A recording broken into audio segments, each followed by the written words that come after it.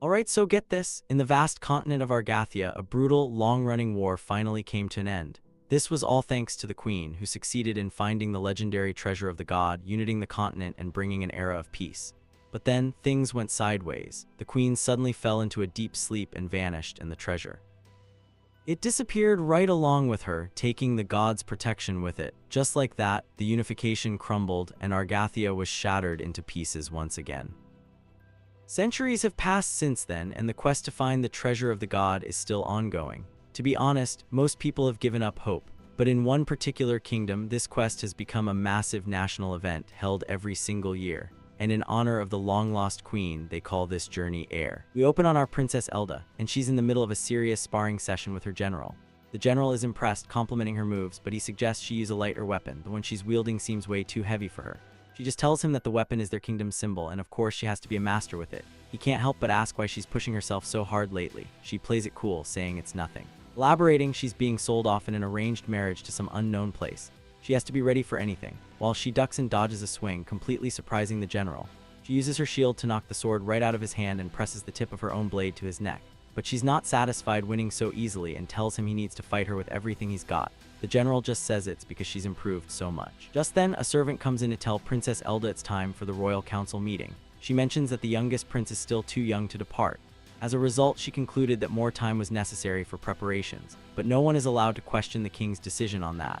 The princess just remarked that their very existence is for situations like this. They say their goodbyes, and as Princess Elda leaves, the general thinks to himself about the bitter fate of the royal family. One is sold off in marriage, and the other is a king's sacrifices. Later in the castle's dining hall, a priest speaks at length about how honored the kingdom feels to have one of its princes chosen for the quest. Now that the king's first grandchild has been born, tradition dictates that the ceremony to bless the king's gift, the Aire Ceremony, must begin. Princess Elda scoffs, correcting the priest that what he really means is the king's sacrifice. The priest, unfazed, explains that according to the goddess's church, a descendant of the royal family must be chosen as this gift. The royal chosen for the Aire Ceremony then has to pick an attendant to join them. The two of them are bound by a contract, dedicating their lives to finding the queen's last legacy. This quest, also known as the King's Gift, will take them all across the continent, with the duty of helping everyone they meet. That means they'll be doing everything from fighting criminals to subjugating demons. While the priest is talking, everyone at the table, except for the youngest prince, is just yapping away, completely ignoring him. But he continues. If the chosen one overcomes all the hardships and actually finds the treasure, they'll be crowned the next king. He finishes by asking for a volunteer from the direct descendants, his gaze settling on the youngest prince. Two of the brothers immediately speak up, saying it's already been decided who's going, so this whole meeting is just a waste of time. The youngest prince then apologizes to his older brothers, confirming that he's the one they're talking about who will be going on the journey. But our princess isn't having it. She interrupts, calling them nasty people for not being the least bit grateful after dumping this massive burden on their youngest brother. Offended, the two brothers take a jab back at her, hinting that she'll be sold off soon enough. But the eldest brother silences them, asking how they can say such horrible things so casually, as if they have nothing to fear. The two immediately get scared and start making excuses. As they're trembling before their older brother, the second prince turns to Princess Elda. He asks why she's even here, pointing out that she could have skipped this meeting like her other sisters. She tells him she has every right to attend. He then asks if she's relieved she was born a woman, because if she were a man, their father would have definitely chosen her for the quest. She looks him dead in the eye and says she's certain of it. From this tense family dinner, we're whisked away to a massive coliseum packed with people. Inside the arena, warriors are facing off against a giant lizard monster, and the crowd is going absolutely wild. The gladiators cautiously circle the beast. Up in the VIP section, the royals and nobles are watching. The king looks bored and orders the gladiators to just finish the match already. Forced into action, one of the gladiators leaps at the monster, plunging his spear deep into its head. He jumps back, landing in a superhero pose as the monster collapses. The audience erupts with excitement at the display of skill. In the stands, a little kid asks his father what the glowing thing floating in the air is. The father explains that it's a magic stone, a precious gem that contains spells cast by the court magicians. He tells his son that even though they can't see it, the stone is projecting a powerful shield, which is why they're all safe from the monster down in the arena. Meanwhile, in the Colosseum's halls, guards are escorting a prisoner to the arena. Halfway there, Princess Elda intercepts them. The prisoner looks at her and asks if she remembers her promise, calling her by her name Elda. He wants to reconfirm that if he survives, she will set him free, putting her honor and status on the line. He just reassures her that he'll bring her an easy victory, just like before. She tells him to remember that no one, including her, thinks he can win. After their exchange, he's led away to the arena. The king remarks that he's been eagerly waiting for this next match. An announcer, whose image is magically projected across the arena, begins to speak. He declares that today's match will decide the new king of gladiators. He introduces the challenger, Argathia's newly emerged divine magician, the man who has defeated countless foes by himself, Jirga Sylphiance. As Jirga enters, the crowd goes ballistic, screaming insults, calling him a dirty spy and an enemy of the kingdom. The announcer explains that although he's here as punishment for espionage, if he wins this final match, he'll be crowned the king of gladiators and pardoned of all his crimes. But first, he has to defeat the current champion. As soon as he's in the arena, Jirga starts scanning the audience. His eyes lock onto a lady standing in the crowd, and they share a quick, meaningful glance. Then the announcer introduces his opponent, the reigning king of gladiators, a man who rules the arena with exceptional skill, yet is a slave beneath them all. The incarnation of a gladiator, a skull-faced warrior, enters, dragging a heavy chain. It's Vera, the current champion. As the two opponents face off, Princess Elda's servant asks if she's sure about today's winner. Princess Elda just says that he will be the one to get her out of here. The servant asks why she chose to, but Princess Elda cuts her off, saying she is sick of being told her whole life that she'll be married off for convenience, sold away just like her mother was. The match begins. Vera slowly approaches Jirga, dragging his chains. Jirga notices Vera doesn't have a weapon and wonders if he's a martial artist, confused by the excessively long chain. Shrugging it off, Jirga starts casting a fire spell. Vera wraps the chain around his hands and starts spinning it. The chain is his weapon. Jirga, full of confidence, apologizes in advance for finishing the match quickly. He summons multiple fireballs and declares he'll be sending Vera to join his dead slave friends, then launches the attack. Vera hastily swings his chains, intercepting every single fireball before they can reach him. Jirga is stunned. He can't believe Vera figured out the trajectories of all the fireballs, and even if he did, hitting each one so precisely with a chain is just insane. While Jirga is dazed, Vera leaps towards him, attacking with his chains. At the last second, Jirga dodges to the side. As Vera recovers, Jirga casts another spell, launching a new set of fireballs just as Vera lands. But these are different. They explode on contact. Vera doesn't try to block them. Instead, he dodges them with incredible speed and launches a punch directly at Jirga's face. Jirga, however, is no slouch. He defends with his staff, but Vera's power is overwhelming. The force pushes Jirga back and shatters his staff completely. The crowd goes crazy in awe of the fight between these two powerful opponents. Princess Elda is watching intently, thinking to herself that the magician clearly didn't expect his staff to break. Now he'll have to concentrate even harder to cast his spells. But Jirga isn't discouraged. In fact, he seems thankful he's unharmed. He clasps his hands and begins to cast a new spell. Vera isn't just going to stand there and watch, though. He throws his chain high into the air, and as it reaches its peak, he yanks it down, bringing it crashing towards Jirga. Jirga dodges to the side, but Vera redirects the chain, smacking him hard. As Jirga was casting, the chain wraps around his waist and Vera pulls him in. Jirga is concerned. His magical shield is broken, but thankfully, at least half of it is still intact. Princess Elda had already noticed that the magician was casting a spell when they met earlier. It was invisible, but he's famous for his skilled use of a body shield spell. That's why the chains around him look unnatural. She's sure he's uninjured from the attack, but now he's tied up tight. What's he going to do? Jirga tries to unwind the chain, but seeing this, Vera rushes in, pulling the chain tighter. Jirga can't move. Seizing the opportunity, Vera lands a brutal knee strike straight to Jirga's head. But Jirga isn't finished. He grabs Vera and remarks that he looks like a magician himself, then smashes his own head into Vera's skull mask. He doesn't stop with one. He delivers a second headbutt, and this time it cracks Vera's mask. Sensing the danger, Vera uses Jirga's body as a springboard to jump away. When Vera lands, his skull mask crumbles to the ground, revealing his face. Jirga is shocked to see that Vera is just a kid, probably from the north. The servant asks if their heads are okay after those hard hits. Princess Elda explains that Vera had his helmet, and the magician used what was left of his barrier to protect his own head and turn it into a weapon. He's not bad. Vera stares at his broken mask, distracted for a moment. Jirga doesn't waste this chance. He begins to cast a spell, and the ground around him ignites, forming a protective firewall. The magician thinks to himself that he never thought he'd have to use this spell here. It's his most scorching fire magic. He tells Vera he'll be waiting for him inside the wall. The intense heat of the flames begins to melt the chains holding Jirga, freeing him. He uses this time to cast another shield on himself. Princess Elda notes that the flames melted the chains unusually fast. By severing the chains, he unintentionally warned Vera. If he hadn't, Vera might have run straight into the flames and burned to death.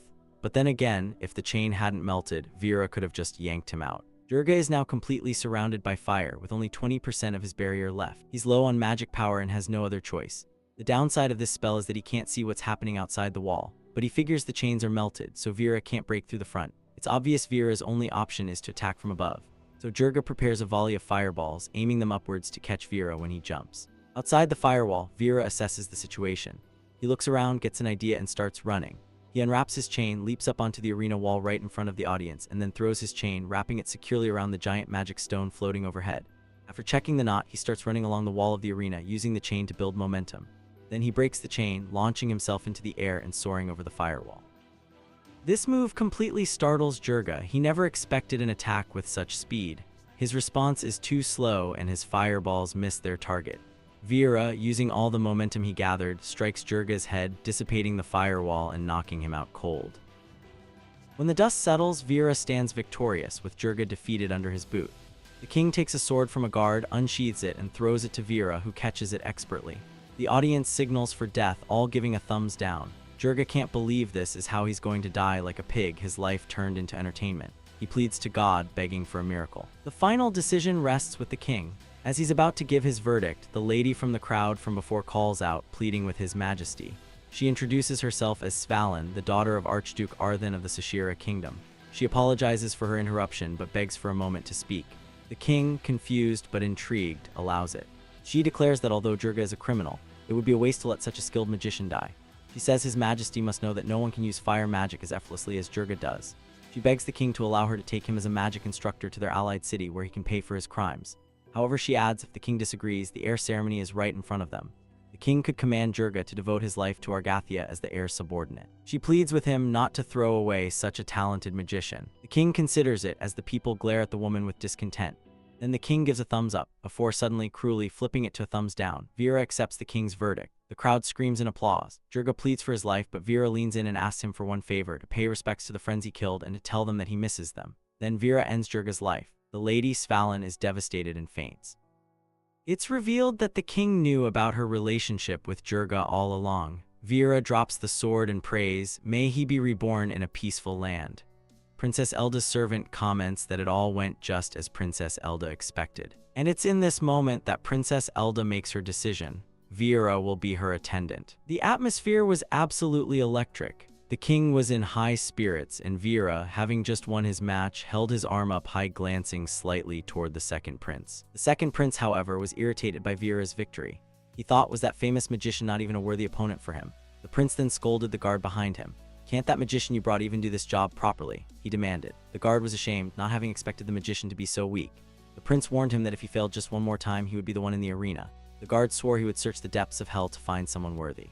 Vera entered the waiting room of the Colosseum, where his friends were waiting. Upon seeing him, they exclaimed that he had finally given his opponent what he deserved and that their departed friends would be content. Vera agreed, acknowledging that their friends could now finally rest in peace. They sealed the moment with a fist bump. Under the scorching sun, gladiators were sparring at a training center. Vera and his friends arrived at the center to a round of congratulations from everyone. Even the master was there, welcoming them and expressing how proud he was, admitting he had been anxiously awaiting their victories. Vera and his friends thanked the master for worrying about them. The master then announced that an extravagant meal had been prepared for them and told them to enjoy it. They thanked him again. Everyone was happy about the celebratory meal, which included a portion of the monster they had fought earlier. As they were all enjoying the feast, Vera stood up. His friends commented that it was a strange time to leave, as the area near the statue was so depressing before a meal, but Vera left anyway. He went to the statue of the goddess to pray for his friends who had struggled so much. The magician had been a powerful opponent. Vera had almost died a couple of times, but he was thinking about his friends the whole time, and that's why, even though it was difficult, he was able to win. He told them to rest easy, remembering how they had once dreamed of freedom together. He never knew it would turn out like this, but he was determined to live for their sake. He prayed that they might be born again in a peaceful land, then bid them a final farewell. He pulled out a broken piece of his mask and told Verdo that his mask was broken and he was sorry. Suddenly, one of his friends called out to Vera, telling him that the princess had arrived. The princess was waiting and the master was apologizing and asking for forgiveness. When Vera and his friends arrived, the master instructed them to greet the princess. Vera didn't disappoint. He swooped in and began groveling before the princess, bowing his head to her. Princess Elda stepped on his head and scolded him. "How dare you relax during the match?" she said. Vera begged for forgiveness, saying he had offended Princess Elda's feelings. She scolded him for daring to relax during the match, while Vera begged forgiveness, admitting that he had offended Princess Elda's feelings. She scoffed at the notion of feelings, mocking the idea that someone like him could ever offend hers. Vera expressed shame at how empty his own words sounded. The princess lifted her leg, ordering him to raise his head. He conveyed his thanks, but she dismissed it, telling him not to speak words he did not mean. She then pressed him with questions, asking if, when he finally bound the magician, he had predicted the dodge in the same direction as before. Vera admitted it and praised her sharp eyes. She continued, asking if he and his friends had something significant in the coming days. Vera confirmed that in 3 days they had a mock battle in the third prince's house. She assured him it would end well and told him to wait. After that, she departed. As the carriage left the training center, Vera began venting his frustration, cursing the princess for mocking him. His friend remarked that he always acted that way after meeting her, pretending to stay composed before her. Vera insisted it was necessary or things would become troublesome. He cursed her again, vowing revenge someday with his own hands. When asked if the princess knew their plan, he reassured them that only 4 of them knew. At that moment, his friend's expression shifted as he warned that the princess was returning. Convinced she had secretly come back, Vera fell to his knees, groveling for forgiveness. But when he opened his eyes, no one stood at the gate. His friend mocked his dramatic display, and Vera, furious, threatened to kill them. They calmed him down, reminding him that they meant well and that he should know better.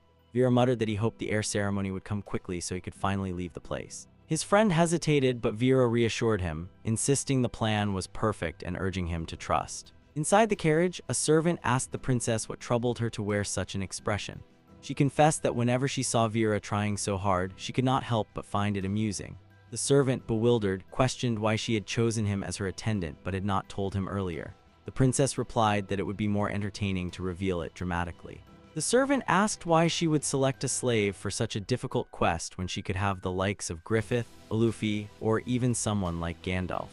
The princess answered that no matter how she considered it, she could not imagine anyone worse than Vera, leaving the servant more confused than ever. The scene shifted to a flashback in the Colosseum. The princess and her brother, the second prince, entered together. He hesitated, thinking it too early for her to witness such brutality, but feared what would happen if their father and the teachers discovered this. The princess, however, was curious, eager to see the match that everyone had been speaking of. The fight began. She saw a young Vera facing an opponent dressed similarly to the one from his later match with Jurga. Vera struggled, tears in his eyes, but delivered a devastating attack. The crowd erupted in excitement, the princess among them, astonished. Yet as Vera landed the final blow, killing his opponent, he wept, pressing against the wound in the other chest. The audience cheered, but Vera was broken. Princess stood frozen. The second prince asked if it had been too brutal, but she held her heart silently. After the match, she and her brother went to the gladiator's quarters so she could see the boy up close. As the prince conversed with the master of the arena, the princess watched Vera train furiously against a dummy. Suddenly, she asked her brother if she could stand closer to him. Perplexed by her interest in a slave, he questioned her, but she assured him she would remain in sight and exchange only a few words. The master added that the slaves were chained, so there was little danger. Guards were assigned, and she approached. Vera pounded the dummy relentlessly until his breath gave out. His hands bloodied, he leaned against it, sobbing, calling out someone named Verado, lamenting his death and questioning the point of surviving alone. The princess approached, though the guard tried to stop Vera. She silenced him and insisted on continuing. She told Vera that she had enjoyed his match and admired his determination to train immediately afterward, but Vera remained silent. She pressed further, asking if he was mute. The guard lost patience, ready to draw his blade, but the princess restrained him. She called Vera a wretch, demanding he answer. Instead, Vera told her to shut up. His voice grew menacing as he repeated it, ordering her to leave. The princess froze, stunned by his defiance. She asked him if he knew who she was. The guard slapped him with his unsheathed sword, asking how he dared to show disrespect to the princess.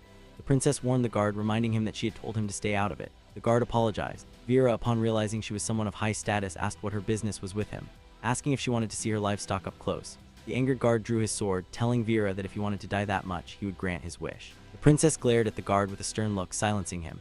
However, Vera did not stop and taunted her that it would have been nice to have him killed. He yelled for them to kill him, expressing he no longer wanted to live in a place where someone like her reigned. His outburst startled her, but out of nowhere her brother told Vera that he would have his wish. He instructed the guard to kill Vera, reasoning that someone who dared to treat his sister in such a manner had no right to live. Vera was pinned down by guards in front of the second prince and the princess. The slave master, looking worried, told the second prince that Vera's heart was still anxious after the day's big match. He begged the second prince for benevolence for the new king of gladiators. The prince was not swayed, stating he did not care about the reasons of a slave. The princess chimed in, asking if it was necessary to have him killed since he was the country's king of gladiators. The second prince was furious that a slave would insult royalty, noting that even a commoner would be executed for such an act. He concluded it would be best to kill him swiftly with a sharp sword, which would be the most benevolence that could be bestowed upon him. The princess told him that Vera did not know she was the princess, but the prince replied that not knowing was a sin. At that moment, she took her brother's hand and begged him to show mercy. Seeing her determination, he relented, expressing that his sister's heart was too kind. He agreed to pardon the insignificant slave, adding that Vera would probably kill himself one day anyway. Vera was not remorseful at all. He told the prince not to mess with him, accusing the prince of being dishonest and saying he could not even bring himself to laugh. He stated that the royalty feasted over a massacre every week and that the kindness coming from the prince's mouth was dirty and disgusting. The master panicked and the prince's expression darkened. He ordered the guards to take off Vera's head. One of the guards told Vera not to move, warning that if he did, they would have to slash him a couple of times. Vera accepted the beheading, muttering for Virgo to wait for him as he would come to his side soon. Before he was beheaded, the princess stopped the execution, which frustrated her brother. Vera shouted for the royals to hurry up and kill him. The second prince asked the princess if she was asking him to show mercy even after what Vera had said. The princess ordered a guard to shut Vera's filthy mouth. The guard grabbed Vera and silenced him. The princess then asked her brother if he was still thinking of killing the slave. She argued that if he were doing it for her, it could be said she killed him too, and she would never forget it, carrying the memory for a long time, which might lead her to despise him. The second prince, not wanting that, reluctantly asked if she liked the slave. She answered that there was no way she did. In that case, he agreed to pardon Vera per her request, but insisted that he still needed to see Vera treated how a slave should be. Vera, restrained, was being hit on the back and disciplined by the guards. The second prince and the princess were sitting with a front row seat to the punishment. Vera was unhinged, taking it all in silence and looking at the royalty with a death glare. The second prince stopped the hitting. He told Vera he would grant him a chance for his sister and instructed him to repeat the phrase, "This lowly, humble servant and dog is begging for forgiveness." Vera told him that he couldn't hear well and asked if he could say it again. The prince, thinking Vera's ears were affected from the punishment, repeated the phrase, "This lowly, humble servant and dog is begging for forgiveness." Vera laughed and told the prince that he would forgive him as if Vera was the one forgiving. Vera was still trying to provoke him. The princess thought that if things continued like this, she would no longer be able to fix the situation. Vera continued to taunt the second prince, daring him to act and asking if he had lost the guts to do so. The guard continued to hit him.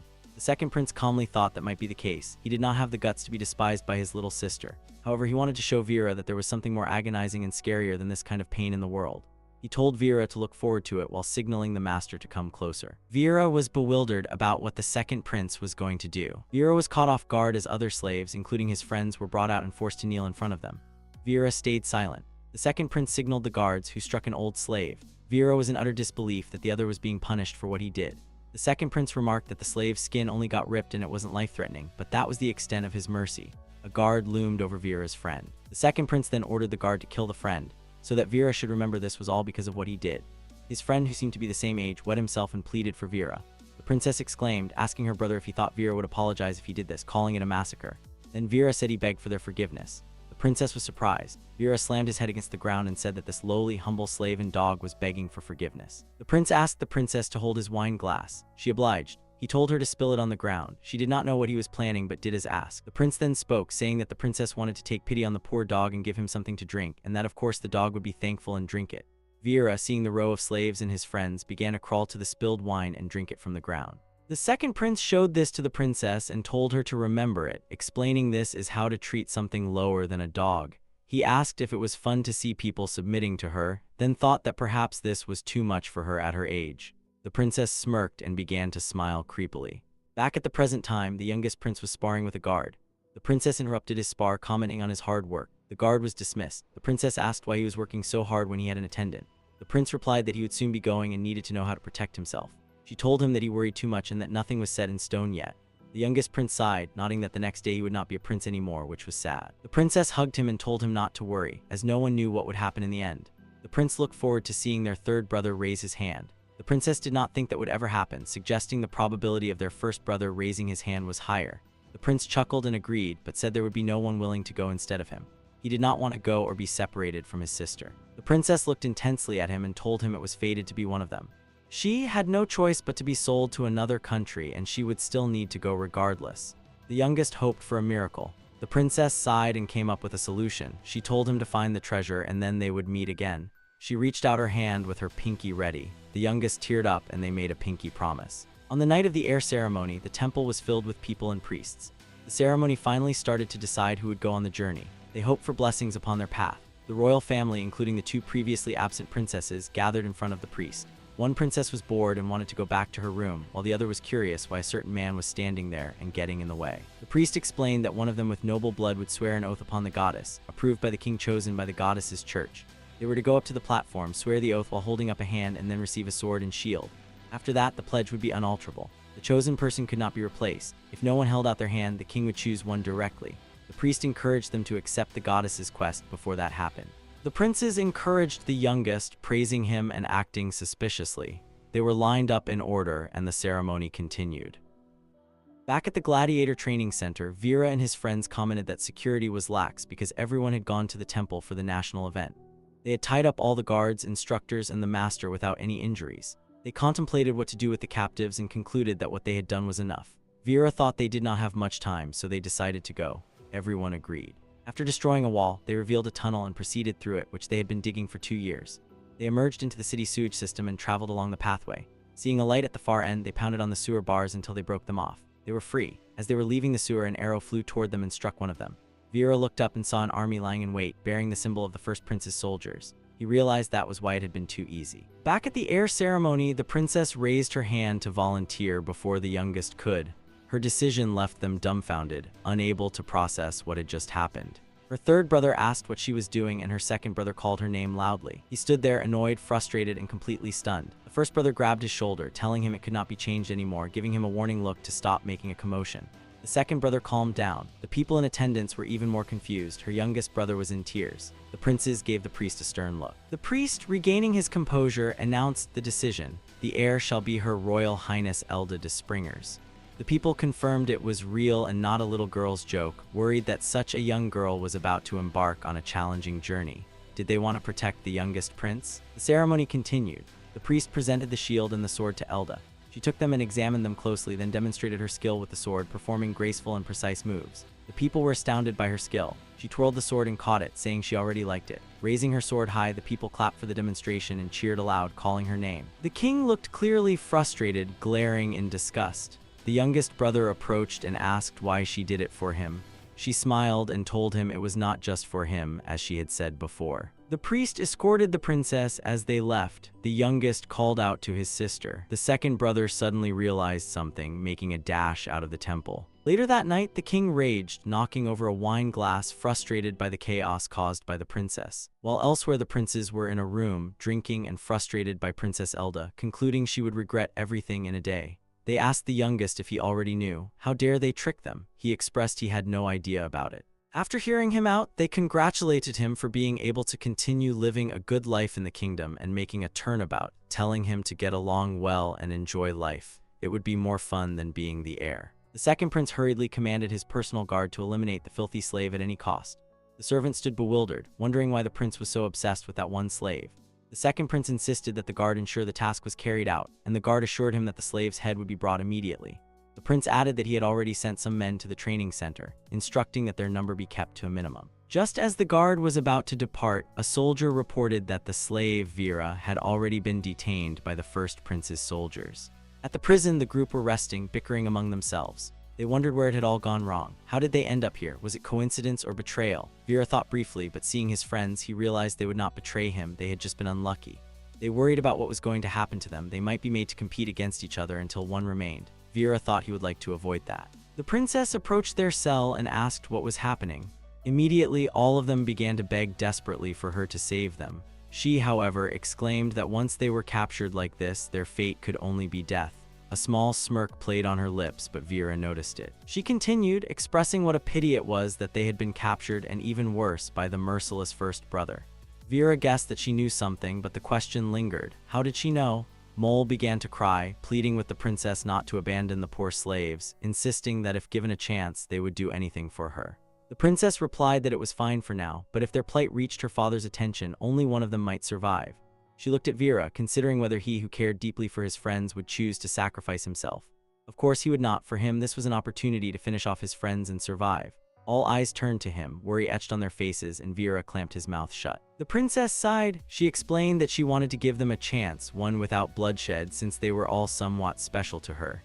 They were surprised by the sudden proposal and looked to one another for confirmation. When no one responded, she asked if they truly did not need mercy. They all sank to their knees, vowing never to forget what the princess had done for them. Yet she added that there was one condition.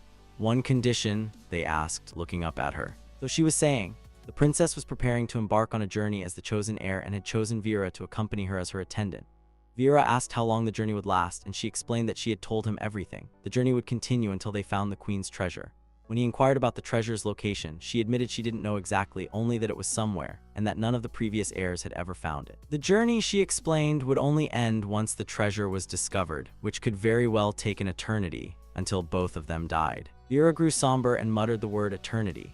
Confused, she asked him to clarify, but he only spoke softly, and finally, through tears, he admitted that he did not want to go on the journey with her. Even his friends were taken aback. He turned to them, pleading silently that they should just fight. Going on a journey with Princess Elda was worse than facing death peacefully in the arena. His friends were dumbfounded, unable to respond. The princess's fury surged, sharp and overwhelming, as if a beast had descended upon them. Mole quickly struck Vera in frustration, demanding if he had lost his mind, though everyone else shouted for him to be quiet, worried that Vera might endanger them all.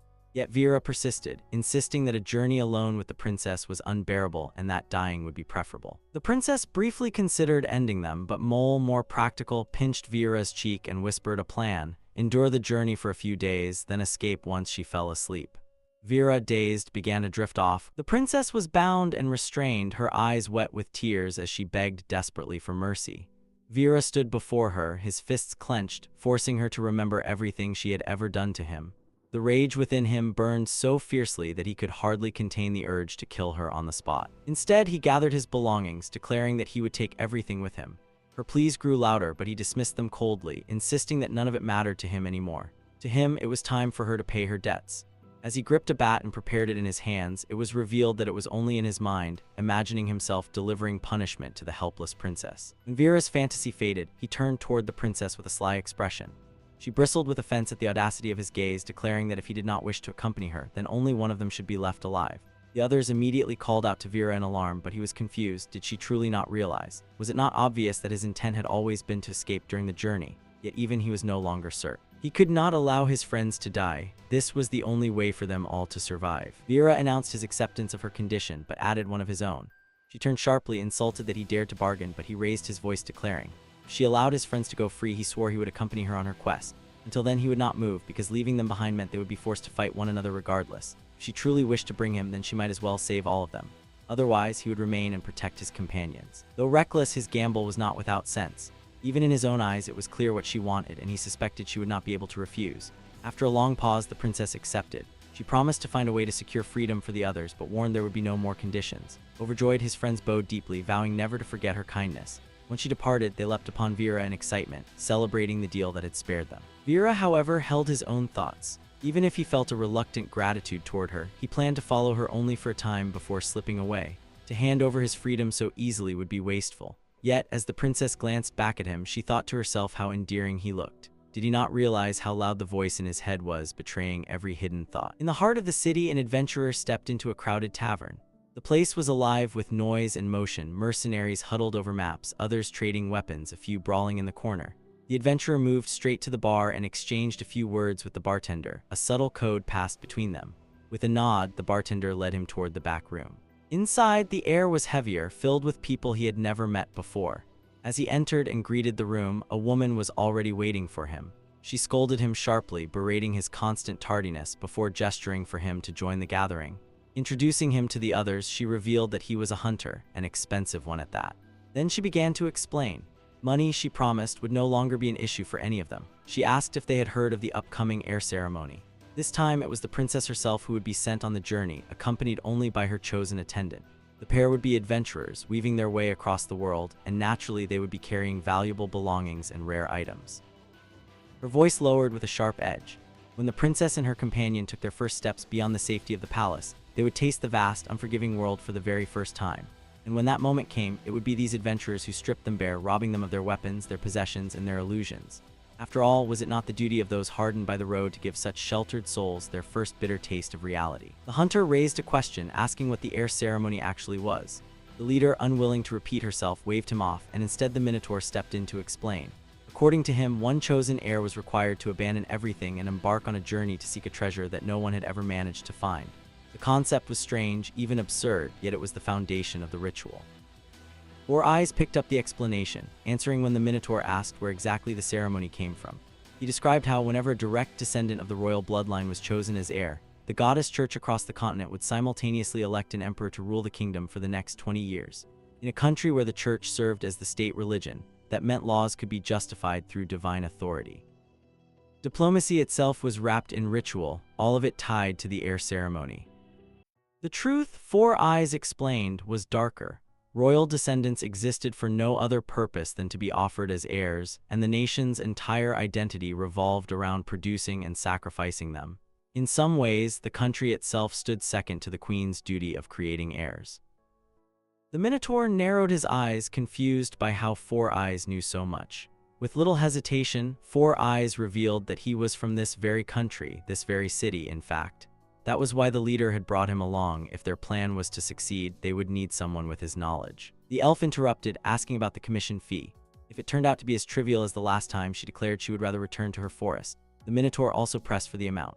This time, the leader revealed the figure, 400 million. Their task was to deliver a sword and shield to the client. Though the elf found the reward underwhelming, she conceded that, considering the target, it was an appropriate sum for robbing a pair of naive adventurers. The Minotaur immediately began calculating how much each of them would earn, but the leader silenced him with a grin.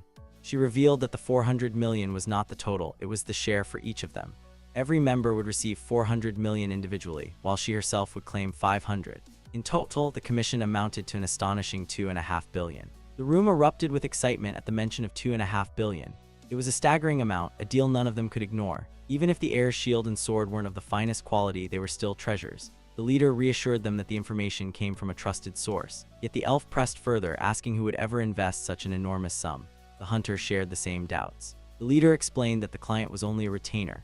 They might never know who stood behind that retainer, but they could be certain the payment would arrive. And not only that, since this was a royal departure, the heir and attendant would surely carry valuable items with them. If they thought about it in those terms, the rewards could far exceed 2.5 billion. Still, the leader reminded them of an old rule: the higher the pay, the more dangerous the task. She had observed enough to know that while the princess and her new attendant might seem like naive beginners, there would be obstacles. The first obstacle would be competition. Countless other adventurers were eager for a share of the same prize. On the day the princess was released from the castle, a simulation would take place, meaning the royal guard would be drawn thin. That day would also mark the heir's first trial. No one would intervene to protect her, which gave them a clear advantage. But if she and her attendant crossed paths with other bandits, they might not survive at all. The second obstacle lay in unpredictability. The heir's movement range would be wide and unrestricted, making it difficult to track which city or direction she might head toward. The Minotaur suggested waiting at the starting point and launching a surprise attack, but the elf dismissed the idea. Such attempts had been made before, and the royal party was always wary at the beginning. The leader agreed. It was unknown how well they might fend off early ambushes, but what truly mattered was that the goddess church would send disguised adventurers to accompany the heir. Even the smallest mistake could cause the entire mission to collapse.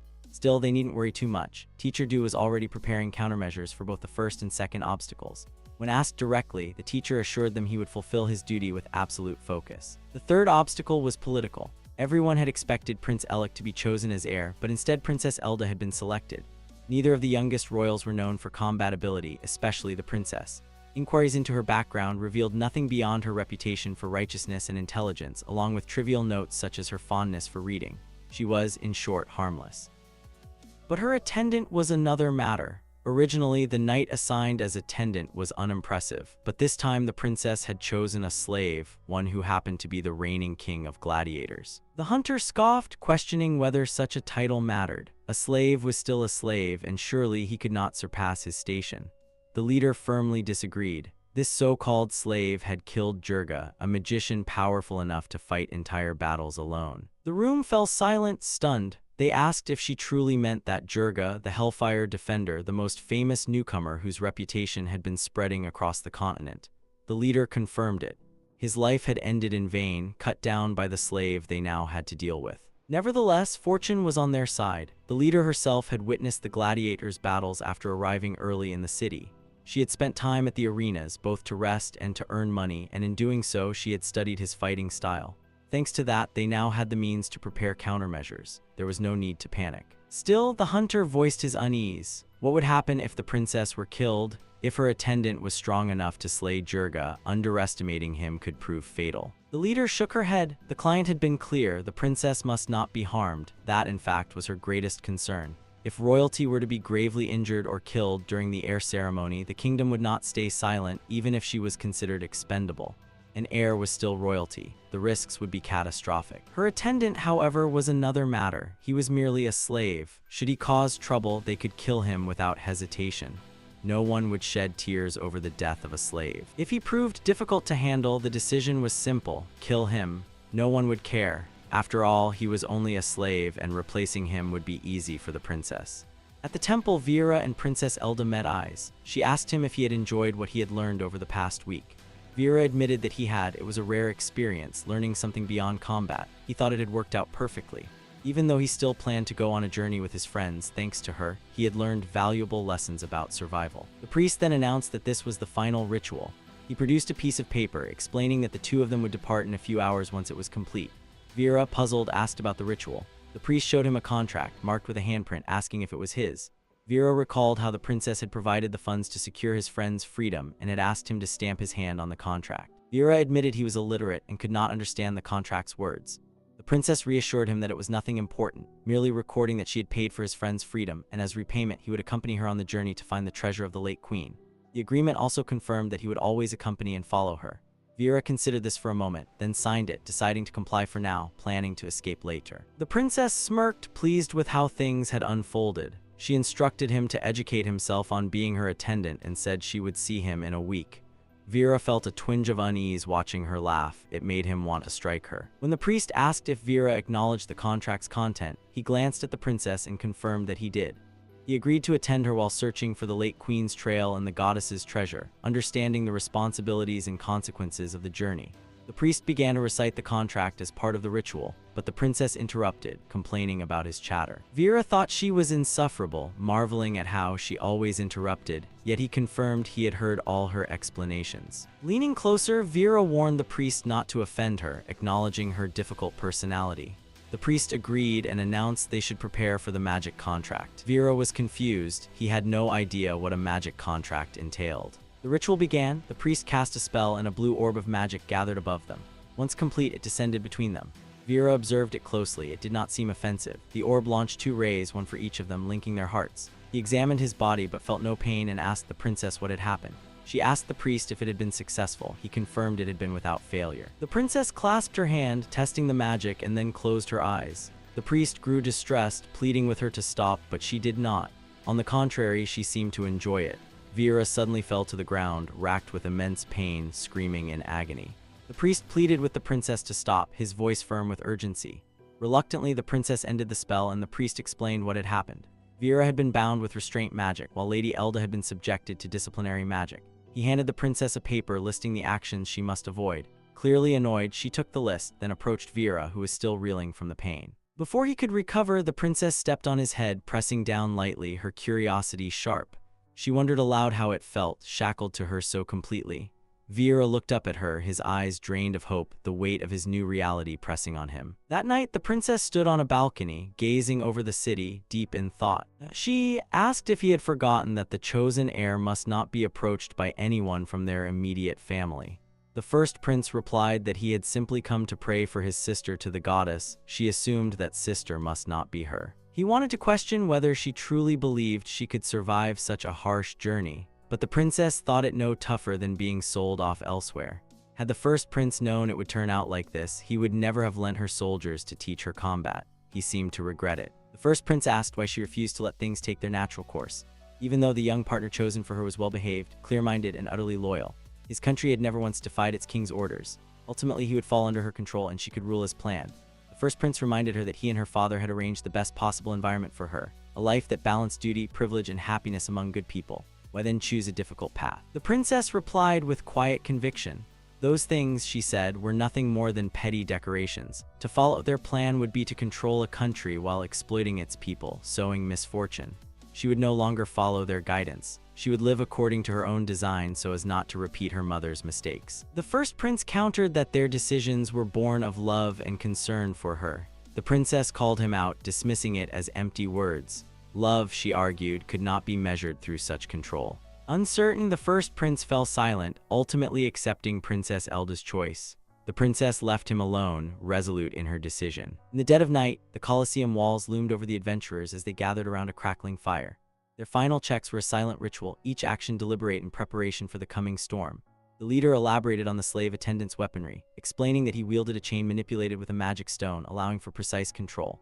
The adventurers were warned to avoid taking direct hits, as the chain was strong enough to shatter a magic stone. The attendant was skilled in both long and short-range combat, exceptionally fast and seemingly capable of extraordinary feats. The leader suspected that the chains had been enchanted beforehand, granting them abilities to tie, stretch, pull, and execute other complex maneuvers. They were compared to a well-trained snake, requiring caution from anyone who faced them. The elf remained skeptical, convinced that a slave could not be a formidable opponent, dismissing the warnings as exaggeration. The leader disagreed, having witnessed the attendant's abilities firsthand. The Minotaur also initially considered the threat negligible, confident in his own strength. Nasara, however, commanded discipline, assigning Belmano to track and observe the slave at all times, particularly when the princess was present. Belmano accepted the order enthusiastically. The elf was tasked with mid-range support, but all were reminded to avoid causing serious harm to the princess. The leader further instructed that Four Eyes, Chera, was to remain in a safe position, avoiding combat while standing ready to assist if others fell. Teacher Du, Nana, and Belmano were designated as on-standby support, prepared to intervene if needed. Golden's role was critical, as the discharge of his weapon could alert the city. He was to prepare for enemies approaching from close range, and to be ready to shoot the slave only if a comrade's life was in immediate danger. The team was instructed to act decisively within 3 minutes of hearing the gunshot, either abandon the mission or commit fully to its completion. The mission would be considered accomplished once the princess's belongings were secured, with the slave attendant neutralized if still alive, and the team arriving safely at the predetermined location. Golden and Nana agreed with the plan, though Nana questioned how they could predict the princess and her attendant's movements. Nasara had anticipated this concern and asked Teacher Du to demonstrate. Teacher Du sprinkled a dust over the fire, transforming the flames green, and began a ritual chant. The elf questioned the complexity of the ritual, but it was necessary to channel the magic. Teacher Du, possessing a rare form of future sight, could observe the target's path and intentions. As the ritual progressed, Teacher Du's vision revealed the princess and her attendant moving cautiously through the city, avoiding combat. They approached a statue of a female warrior holding a spear in one hand and a sword in the other. Chero identified it on a map as the Southeast Plaza, a monument commemorating the Queen's achievement in reunifying the South. Before departing, Golden sought confirmation of their success with future sight. Teacher Du corrected him, reminding that his ability allowed him only to glimpse the future of his target, not of his comrades. From the temple, the deep toll of a bell echoed, the signal of the princess's departure with her attendant.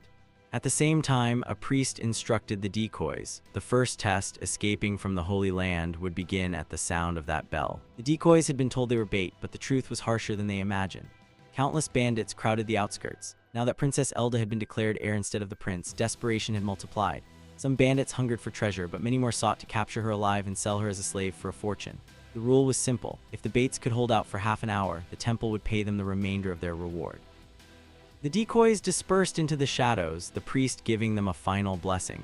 From another passage, Princess Elda and Vera emerged and slipped away. As they ran, they could hear bandits shouting, rallying to corner the decoys. When the pursuers finally reached their supposed prize, they realized the figures did not perfectly resemble the princess.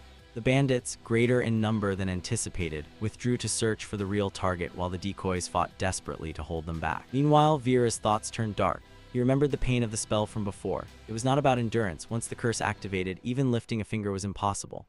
He reasoned the spell must have required 2 key elements, movement and contact. If he waited for her to make a mistake, he could exploit it. He imagined striking when she grew careless, knocking her unconscious, binding her hands, and forcing her to undo the spell under threat. His mind conjured grim methods, gagging her, torturing her in isolation, and if all else failed, killing her outright.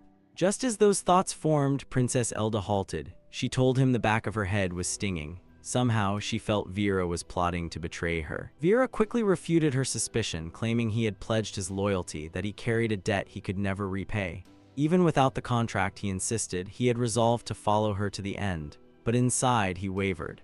His plan almost felt too perfect. Should he finish her now? If she were dead, who would care about the spell? Elda turned to him and spoke with a calm, chilling certainty. She offered him a gift of knowledge. If the owner of a magic contract dies, the contractee also dies. The revelation struck him like a hammer. Vera's face paled, fear creeping into his eyes as he realized that her death would mean his own. Before the weight of the moment could settle, a bandit's shout pierced the air. He had spotted them. In an instant, dozens of armed men swarmed, surrounding the pair. Vera tightened his grip, his body sliding into a battle stance. With no choice left, he braced himself and launched into the fight. Prior to the final ritual, Vera had bid farewell to his friends. It was the moment they had long awaited. He apologized, regretful that he could not go with them. They thanked him, promised to meet at the agreed location, and parted ways. Back in the present, Vera stood amidst the aftermath of battle. The bandits lay bloodied on the ground, scattered at his feet. His thoughts drifted to his friends and the uncertain path ahead. Princess Elda watched him intently, the faintest smirk tugging at her lips. As they continued running, Vera's mind spun in turmoil. No matter how hard he tried, he could not find a solution. Even if he bound her hands and feet, if there was no way to lift the spell, he could not leave her side.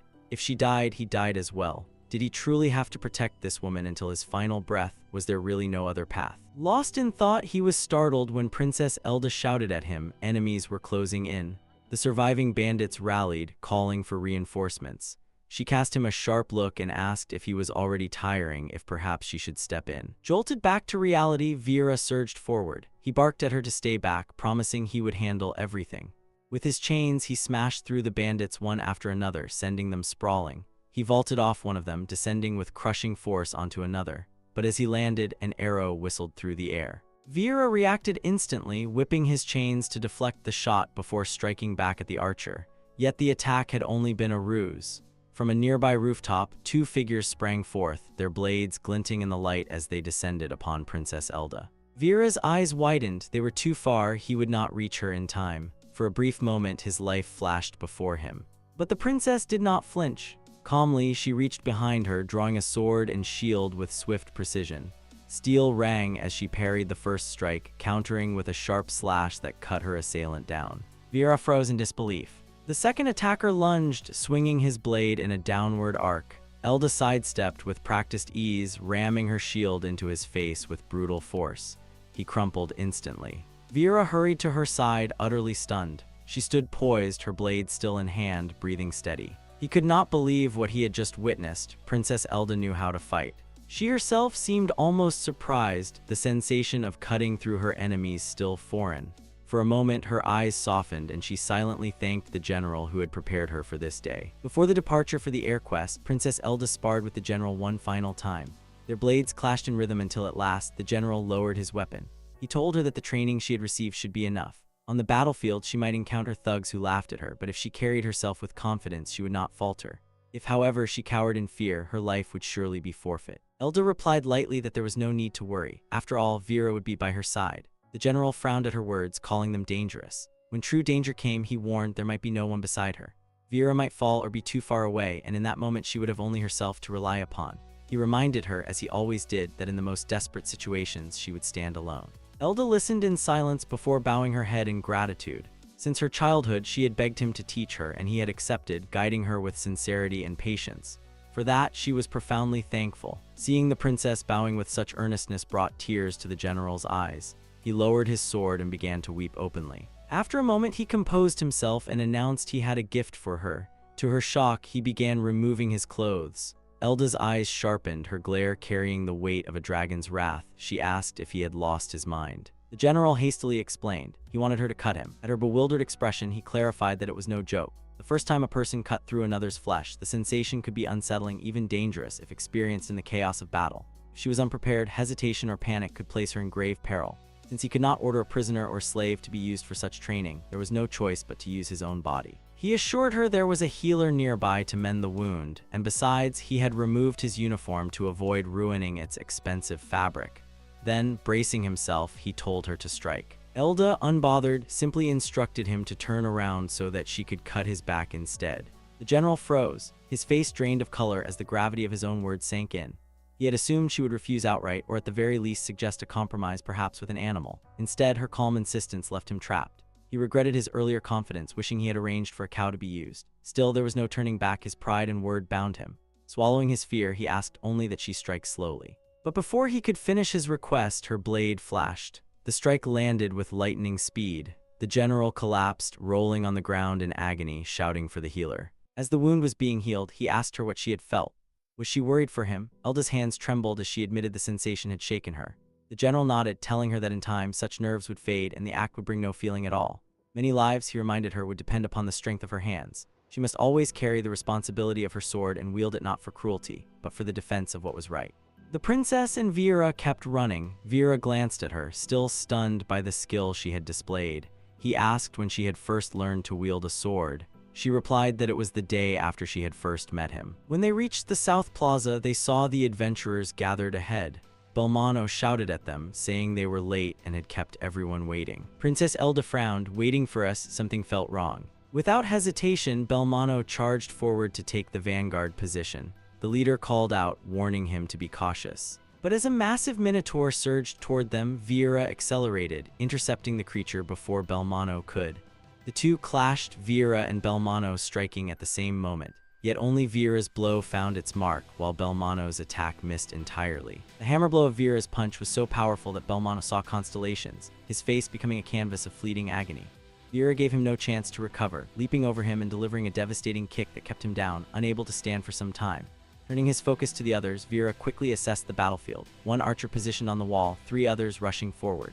The archer could release more than 2 arrows at once. Among the runners, one carried both an axe and a dagger that could easily be thrown. Another, a bespectacled man, moved clumsily and did not seem like a capable fighter. A woman at the front bore no weapons, yet her muscular frame and fluid movements revealed her as a skilled combatant. The elf Nana suddenly leapt from the wall, losing a volley of arrows toward Vera. He evaded them with the smallest movements of his head, recognizing that her initial assault was a feint.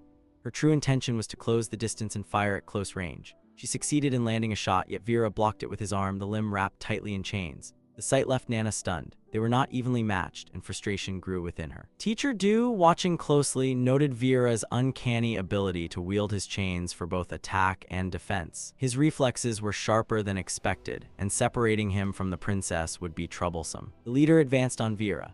As Vera unwound his chains to meet the charge, Belmano, despite his defeat, latched onto his arm. With a brutal strike to Belmano's face, Vera broke free. Behind him, the princess called his name. He noticed the leader closing in, reaching for her. She swerved gracefully out of reach, forcing Vera to hold his ground as her companions blocked his pursuit.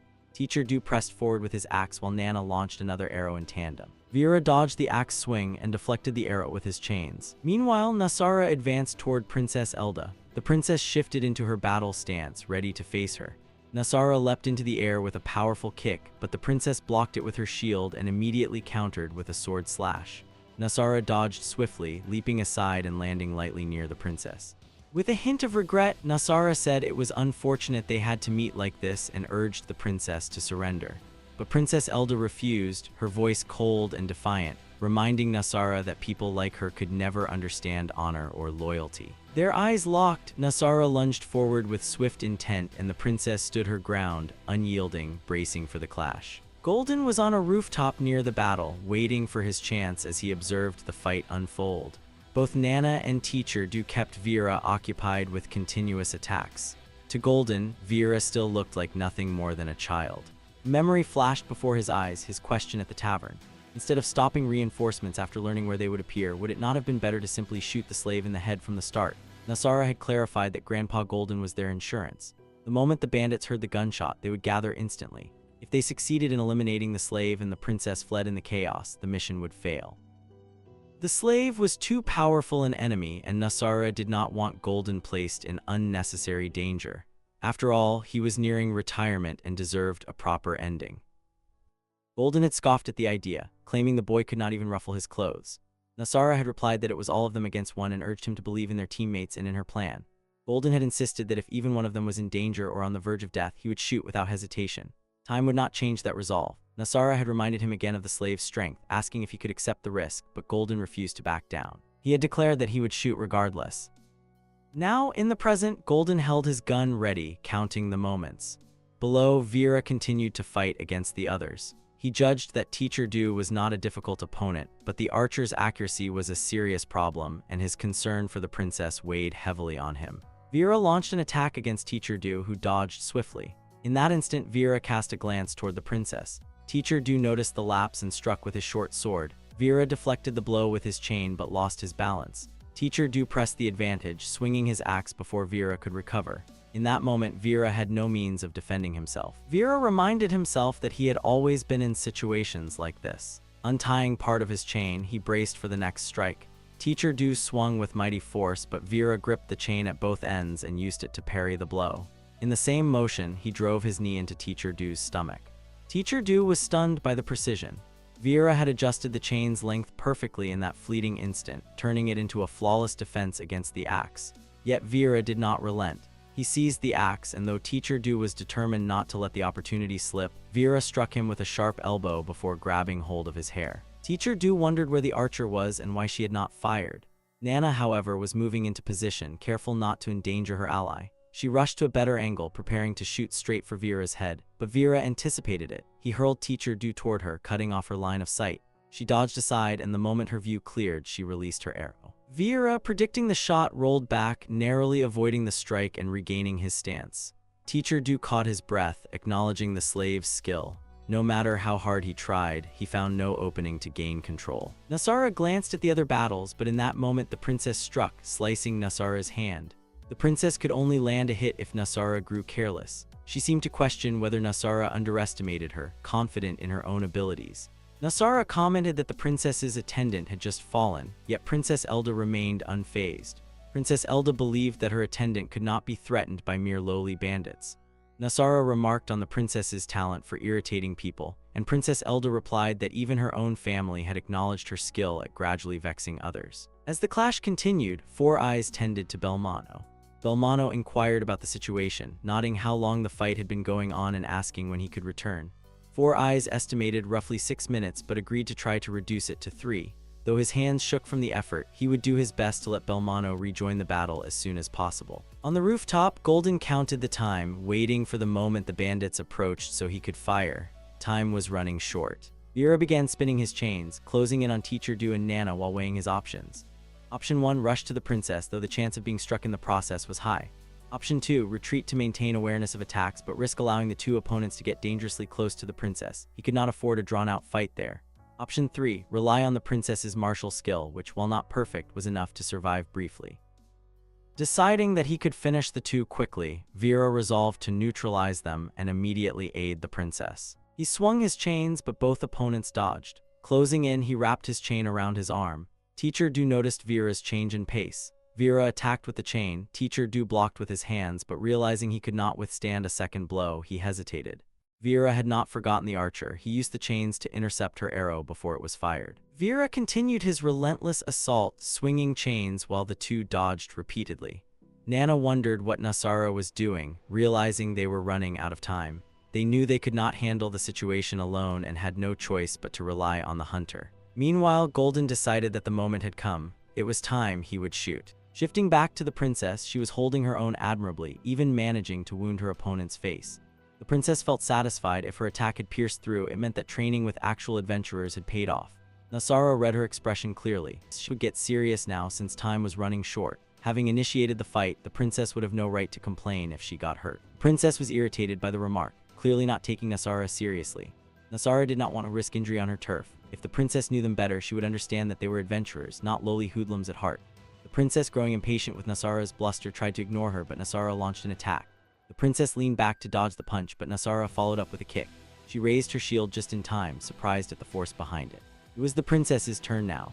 Nasara noticed how much the princess's movements had expanded. She was fast. While the princess had only the basics, her skill and intuition allowed her to compensate for her lack of experience, though only to a certain limit.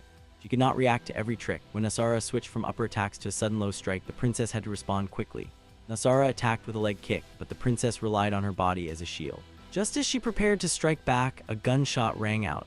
Vera crumpled to the ground, a bullet piercing his heart. Golden, hidden on the rooftop, prayed silently that Vera might rest in peace. The archer immediately ordered Teacher Du to double tap, finishing the fallen fighter. A wave of fear surged through the princess. She screamed Vera's name, her cry echoing across the battlefield. Teacher Du hesitated for a moment and swung his axe, aiming to deliver the finishing blow to Vera. But Vera was far from defeated. He stepped forward, delivering a crushing strike to Teacher Du, then followed up with an uppercut that knocked the older fighter out cold. Golden, watching from the rooftop, was certain he had shot Vera straight through the heart. Even if Vera wore armor, the bullet should have pierced it. The archer Nana thought she had him cornered, but in her eagerness she got too close and lost control. Vera dashed toward her as he delivered a precise kick that knocked her out as well. The princess breathed a sigh of relief. Vera was still standing. Nasara struck again, launching another leg kick at the princess. Her body's shield had already been weakened from the earlier gunshot, and the princess struggled to hold her defense. Nasara had only 3 minutes left to finish the fight. Vera asked Princess Elda if she was okay, covering his face to block attacks from Golden. The chains were cumbersome, but Vera hesitated between chasing the sniper or protecting the princess. The princess quickly gave her order, capture the sniper first. Since Golden had not yet fired at her, she reasoned he would not while she remained guarded. She instructed Vera to neutralize the last enemy and return immediately. They exchanged a brief glance, and Vera sprinted toward the sniper. Nasara realized that the princess could judge her surroundings well and might make Vera her opponent as well. That posed a problem. She needed to finish the princess quickly. She launched another leg strike, this time with no shield to block. Princess Elda pulled back her leg, bracing for the impact. Nasara attacked from within, and the princess endured the strike. With only 2 minutes remaining, Vera closed in on the sniper, Golden. Golden considered Vera a complete nuisance. However, he observed that Vera was focused on protecting his head, which suggested a lack of full-body protection. With this in mind, Golden aimed for Vera's head or torso and fired. The shot struck Vera in the leg, causing him to stumble, but he continued his advance without hesitation. This left Golden bewildered, unsure of what sort of resilience Vera possessed. Golden attempted to hide and change his position, but Vera prevented his escape. Vera threw his chain, wrapping it around the spear of a statue. Activating a spin on the chain, he began to get pulled and spun at just the right height. At the peak of his swing, Vera broke the chain, landing directly behind Golden. Golden was taken by surprise as Vera swung the chain again, destroying Golden's footing. Golden landed on the ground but used the falling debris as stepping stones to dodge the rest. He had never felt this level of fear, not even when he was being chased by a bear. Vera loomed over him, and for the first time, Golden understood what it felt like for a hunter to become the hunted. Hearing the sound of a falling building, a group of bandits rushed toward the commotion, certain that the princess would be there. However, a mysterious man blocked their path. They warned him to step aside, but he did not budge. He declared that it would be better if the number of bugs decreased, and then jumped in front of them, slaughtering the bandits one by one before leaving the scene. The princess was holding on. It was the 7th hit. She had never experienced so much pain. Her leg was immobile, but she knew that if she stopped now, it would all be over. If she didn't move, she would surely die. The princess swung her sword, but Nasara easily dodged the strike. Nasara assessed that the princess's strength was faltering, likely because her legs could no longer support her movements. Nasara shouted, "One more kick." The princess thought she would rather take the hit to save her leg, but she was struck with a punch to the head instead. Nasara followed with another hit to the face. The princess, trusting in her sword, managed to injure Nasara's face. However, Nasara finished the fight with a final kick to the princess's head. The princess, struck on the head, fell to the ground. Nasara did not allow her to get up, pummeling her with a barrage of punches to the face. When it seemed the princess could not continue, Nasara's eyes fell upon the shield and she reached for it, but she noticed something was wrong. Meanwhile, Vera and Golden were locked in an intense fight. Golden was no match for Vera, who struck and severed Golden's leg. Fearing for his life, Golden accepted his defeat and asked Vera to kill him, apologizing to his friends. Vera, surprised by this, asked him why he did not want to live. Golden was taken aback. Vera then turned and headed back to the princess. When Golden realized Vera was not going to kill him, he welcomed his retirement. Vera raced toward the princess, who was still too far away. He deduced because Vera was still alive, the magic spell must be active, which meant the princess was alive too. Back to the princess, Nasara found that she could not touch the shield. A magical barrier was protecting it. At that moment, Teacher Du threw his axe to Nasara, who caught it. He told her that the 3 minutes had passed and signaled for her to cut off the princess's hand. According to their plan, this was when they were supposed to escape, ensuring a high probability of survival. But since she was already there, Nasara could not give up. Nasara warned the princess that her limbs were much more important than a mere sword and shield, implying she would sever them. She added that they were not interested in the princess herself, only her weapon. She then placed the axe against the princess's arm. To Nasara's confusion, the princess simply smiled. The princess replied that she would be embarrassed if that bastard saw her so shamefully defeated and her weapon snatched away. Nasara grew angry at the crazy princess, telling her she was indeed going to cut off her limb. The princess believed it was better to resist to the very end and told Nasara to hurry and cut them off before that guy arrived. Nasara raised the axe, declaring it was not a bluff. She was panicking, thinking that if things went like this, she could end up being chased forever by the kingdom and the goddess church. Teacher and Gore encouraged her to just do it. Just before swinging the axe, Nasara declared that the princess would regret this forever. At that moment, someone appeared behind her and cut off Nasara's hand. It was the mysterious man. The monstrous man exclaimed, "How dare an insignificant being do that to their princess?" Atoned for it with her death, he stomped on her and prepared to finish her off. Nasara realized that trouble always followed when she broke the 3-minute rule. But before the monstrous man could execute her, Belmano charged at him. The man announced that Belmano was running to his death as he prepared his move. An arrow struck and the man defended with his sword. It was Nana. This gave Belmano the opportunity to shove the mysterious man. However, the man was not pushed far away. Instead, he pushed Belmano's head down and tripped him, causing him to lose his footing and fall before shoving his head into the ground. The mysterious man analyzed the situation. The adventurers were escaping, taking Nasara away with them. He decided between chasing or killing them and chose to stay, remarking that his mission was to protect the princess and that the mission came first. He inquired about the princess's well-being. She was fine and thanked him for saving her. He told her that nearby enemies had been dealt with, but since there were too many, they must leave before more arrived. She asked him who he was, and he replied that she would find out if they went with him. Vera was running back and saw the adventurers leaving and the princess with a stranger. He saw that they were retreating because someone was hurt, and since the princess was no longer fighting, that person was likely an ally. Vera came back asking about the princess's well-being, remarking that he had arrived quickly. The princess noticed the mysterious man preparing his sword as Vera approached and warned him. At the same moment, the mysterious man attacked Vera with a sword thrust to his heart. The sword plunged into Vera, but the mysterious man noticed something was hidden inside. He slashed the sword and chains, not guts, scattered from the cut. This explained why Vera had survived being shot in the chest earlier. Despite the warning from the princess, Vera had been careful, but getting stabbed directly in the chest was another matter. The chain was wrapped so tightly that if it had been any looser, he would have surely died. Vera asked Princess Elda who the man was and if he was an enemy. The princess asked the man if her second brother had sent him. The man was surprised, confirming that his orders were to save her while killing Vera. He pleaded with the princess not to hate him as he was just following orders. Vera saw no opening and could not leave the princess behind. He moved forward, dodging sword strikes, and delivered a punch with his bare hand and another with his chain-wrapped hand, but both were defended. The mysterious man commented that Vera seemed to be getting a little faster, perhaps because of the chains. He called Vera talented but insisted this was his end, then shoved Vera to make him lose his balance and swung his sword. Vera dodged and countered with a kick while using his hand to regain his balance. The mysterious man dodged again and Vera landed, steadying himself. The man continued with another sword swing. Vera defended with his chain, but the links broke.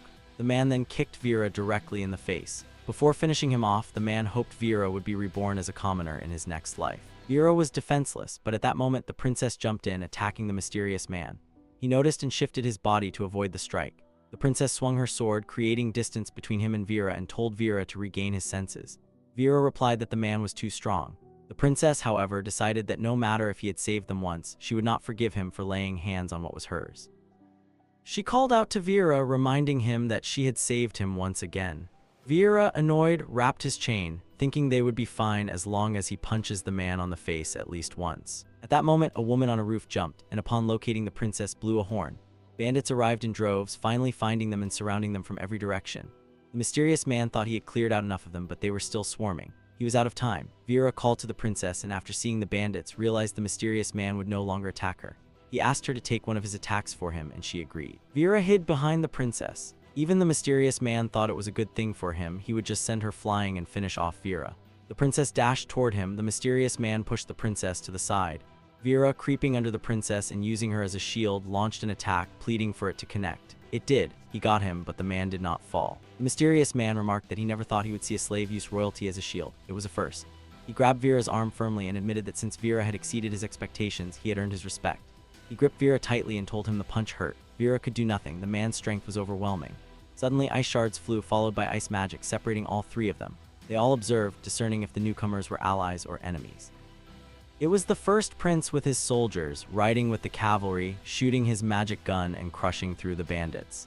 The first prince fired icy attacks from his magic gun at the mysterious masked man. The masked man deftly dodged the shot, leaping away. The bandits, already terrified by the prince's reputation, grew even more panicked at his arrival. The first prince, outraged by the bandits' audacity, declared that they should all be caught for daring to set foot on sacred ground. The soldiers, without mercy, struck down every last bandit. The mysterious man analyzed the situation, concluding that the soldiers were no ordinary fighters. At least two of them were awakened. The first prince addressed the mysterious man directly, ordering him to remove his mask and kneel. The masked man felt a pang of disappointment, frustrated that he couldn't even complete a single mission. However, there was no way he would allow himself to be captured.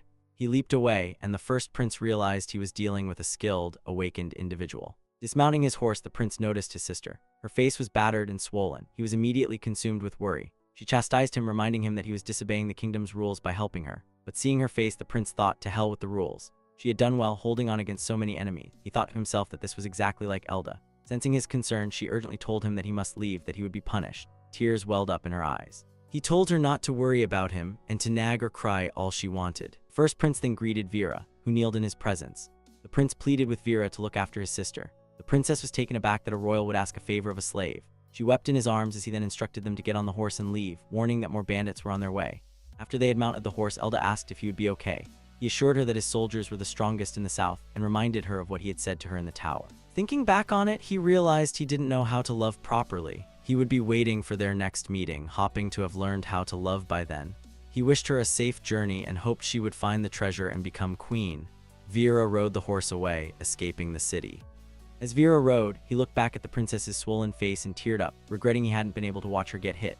When the princess asked him what was wrong, Vera changed the subject to the vastness of the Holy Land. The princess agreed that their kingdom was the biggest in the south, and that even a day of travel by foot would not be enough to cross it. The princess's thoughts trailed off before she could finish them, as she suddenly fell from the horse and crashed to the ground. Vera stopped, assuming the princess was simply exhausted from her long struggle. He knew she was a determined child. He dismounted and, calling her princess, asked if she was okay. She replied that she was no longer a princess and asked if he was making fun of her. Seeing her face, Vera couldn't help but chuckle as he turned away from her. He asked her why she fell so suddenly. She explained that, just like the magic contract he had, she also had a magic constraint. The constraint had reacted the moment she thought about riding the horse. Her strength had vanished. She explained that neither she nor he could ride a horse for the rest of their journey, which must be completed by foot. She clarified that borrowing a horse for a short time was acceptable, like what they had just done. Vera understood and asked if she had any other constraints that she should tell him about. After a moment's thought, she replied that it was none of his business. All he had to do was follow her instructions. She then told him that they needed to hurry because others were waiting for them. Vera was puzzled by her sudden change in attitude. Outside a fortress wall, Elda's servant and the youngest prince were waiting. The guard announced that someone had arrived by horse, though Elda and Vera had left on foot. Elda shouted out to the youngest prince, announcing her arrival. Her servant and the youngest prince, Alec, were shocked to see Elda's swollen face. She quickly explained that they didn't have time to spare and were being chased. She asked them to hurry and hand over her belongings. Vera asked the guard to return the horse to the first prince on their behalf. Vera dismounted and greeted the second prince. The servant called for a healer for Elda. She requested a change of clothes, which they had already prepared for her. As a priest began to apply medicine, she asked him to also heal her leg. Vera did not need healing. His clothes were ripped, but he had no significant wounds. As he pulled a chain from his pants, the princes were surprised. They asked where the chains came from and what his powers were.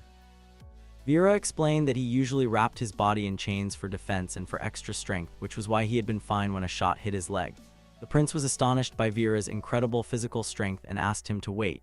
The prince gave Vera a change of clothes, which they had prepared just in case. They also brought him more chains. The prince pleaded with him to take care of his sister. With tears in his eyes, he asked Vera to return his sister to him safely after they had found the treasure.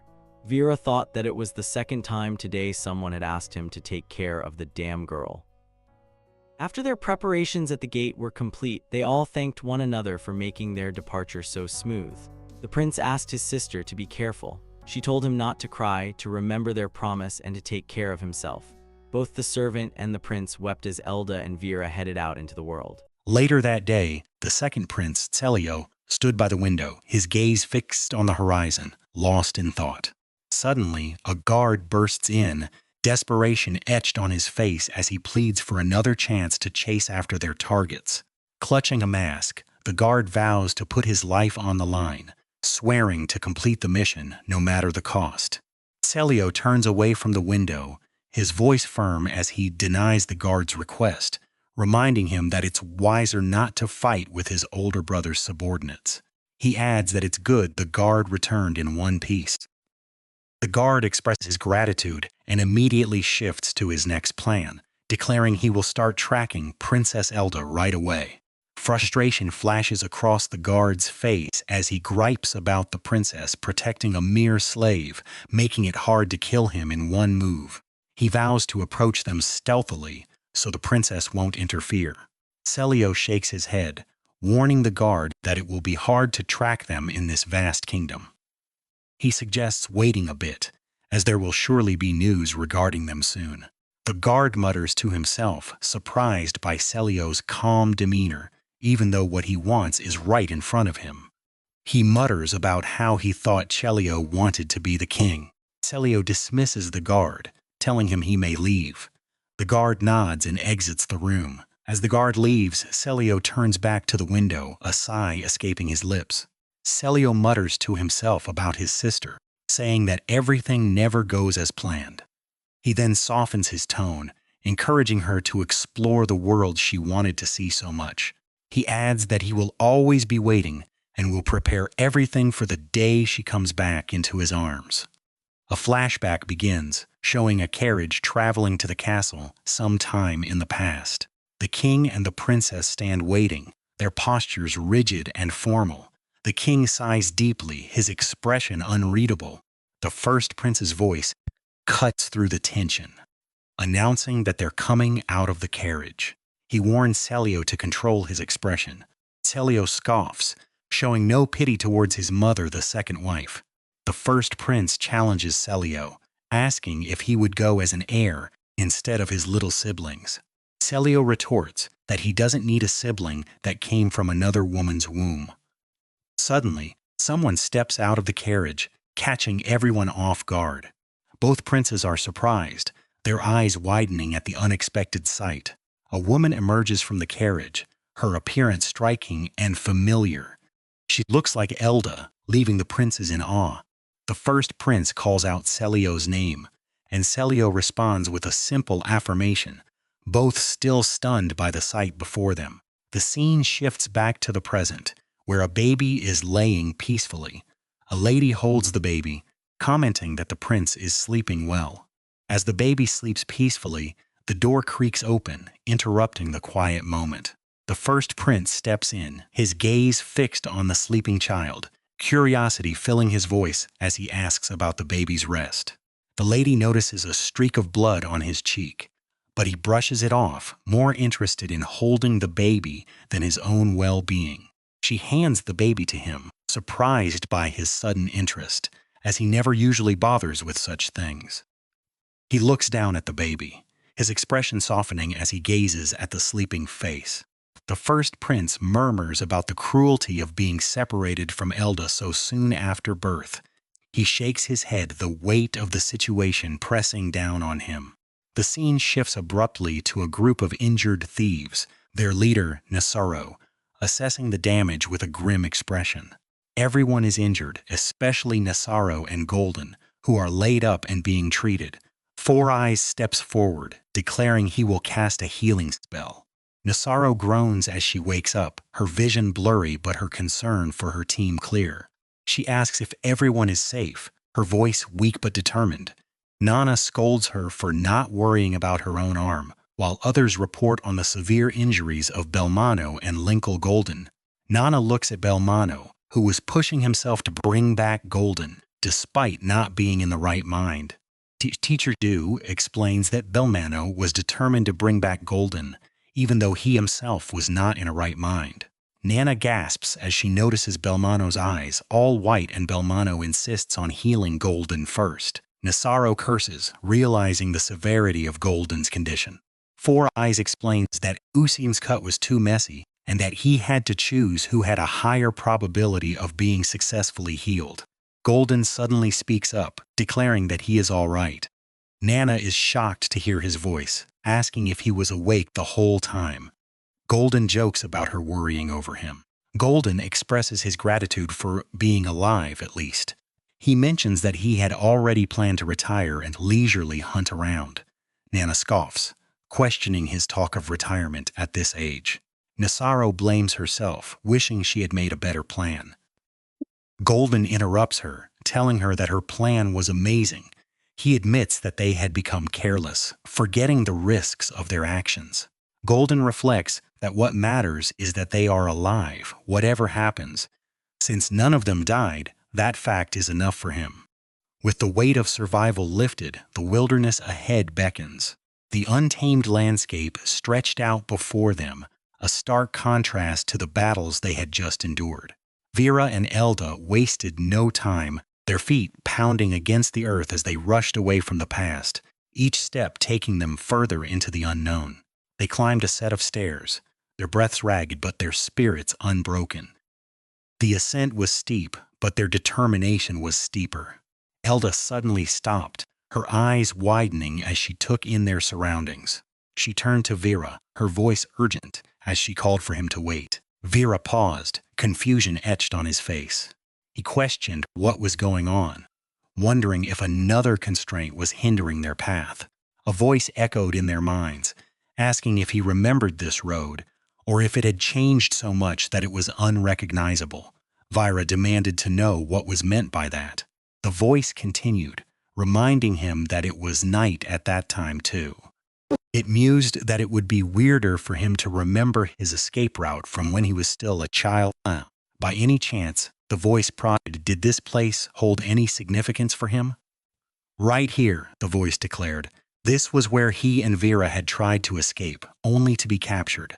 A heavy silence fell as the weight of the revelation settled in. Damn, he thought, the past was catching up to them. Damn you, he thought, was someone making fun of him? Taking him to this cursed place, was it all a cruel joke? He felt trampled upon, his past being used against him. Was it so fun for them to torment him like this? He demanded the truth, to hell with treasure or whatever. Had they left with him just so they could torment him? The silence that followed was deafening, the air thick with unspoken words and pent-up emotions. The tension was palpable, each moment stretching out like an eternity. The weight of the past bore down on them, threatening to crush them under its weight.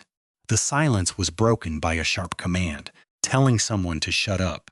They had really lost their mind, daring to talk back to their master. The situation was dire. They had been chased before. Shit, they might as well consider drastic measures. The thought crossed their mind, should they just kill her and end everything? The tension was at a breaking point. This was it. The moment of truth, the climax of their journey. Vera's name was called out, a command to come here. The air was thick with anticipation. The silence that followed was deafening, the weight of the moment hanging heavy in the air. This was it, the moment they had been building towards, the truth laid bare before them. Vera's name was called out again, a summons he couldn't ignore. The tension was at its peak. Come here, the voice commanded, the final piece of the puzzle falling into place. The air was thick with anticipation, the moment hanging heavy in the air, a silent promise of what was to come. The heavy silence shatters as the moment unfolds, revealing a scene that demands attention. A figure steps forward, drawing eyes to a sight that stirs both memory and emotion. This is Verato's statue, standing tall yet outside the holy city. His escape stained his honor, barring him from the sacred grounds. But his memory lingers, his legacy remembered by many, earning him this place of reverence. Before leaving the holy city, this was a sight that had to be shown, a piece of history that couldn't be ignored. Verato's name echoes, a call that carries weight and history, stirring something deep within the hearts of those who hear it. The air grows thick with anticipation, the moment hanging heavy, a silent promise of what was to come. A hush falls over the crowd, the weight of the moment pressing down, a collective breath held in anticipation. The announcement begins, a call to remembrance, a celebration of victory that once was. In remembrance of the late king's victory, the great fight to reenact the Great War of the North is about to begin. The crowd roars to life, the energy shifting from anticipation to excitement, the promise of a spectacle igniting the atmosphere. Verato will lead the gladiators as the commander, a role that demands strength and strategy. The enemy will be subdued, their fate sealed by the might of the gladiators. The commander role is accepted, though the task of killing war slaves weighs heavily. A promise is made, a vow that death will not come easily, fear spreading through the ranks of the enemy. With a fierce cry, the North monkeys are threatened, limbs promise to be torn off. The gladiators rally, their spirits lifted by the promise of a swift victory and the freedom to revel in their triumph. The battle cry echoes, the energy shifting from anticipation to action, the promise of a spectacle igniting the atmosphere. The crowd roars, the energy palpable, the promise of a great fight hanging heavy in the air. The moment is upon them, the weight of history and the promise of victory driving them forward. The stage set for a battle that will be remembered. The stage is set, the players ready, the great reenactment about to begin, a dance of death and victory. In this distant past within the gladiator arena, two groups stand poised, facing each other, the air thick with anticipation and the scent of impending bloodshed. One group, hardened gladiators, muscles tensed and eyes blazing with battle fury, let out a thunderous cry, "Ard!" Their voices echo through the arena, a call to war that sets the very ground trembling. Opposite them, the Eastern warriors, their eyes narrow with determination, and a warning rings out, "They're coming."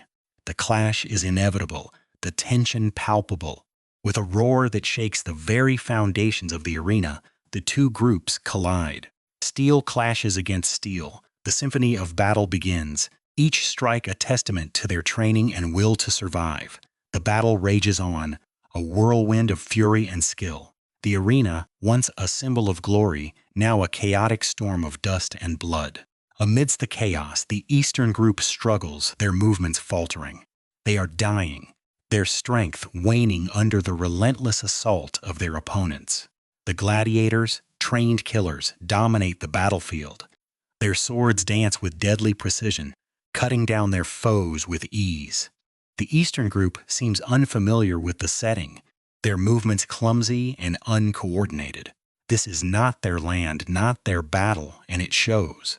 One of the gladiators, his sword dripping with blood, smirks as he surveys the battlefield.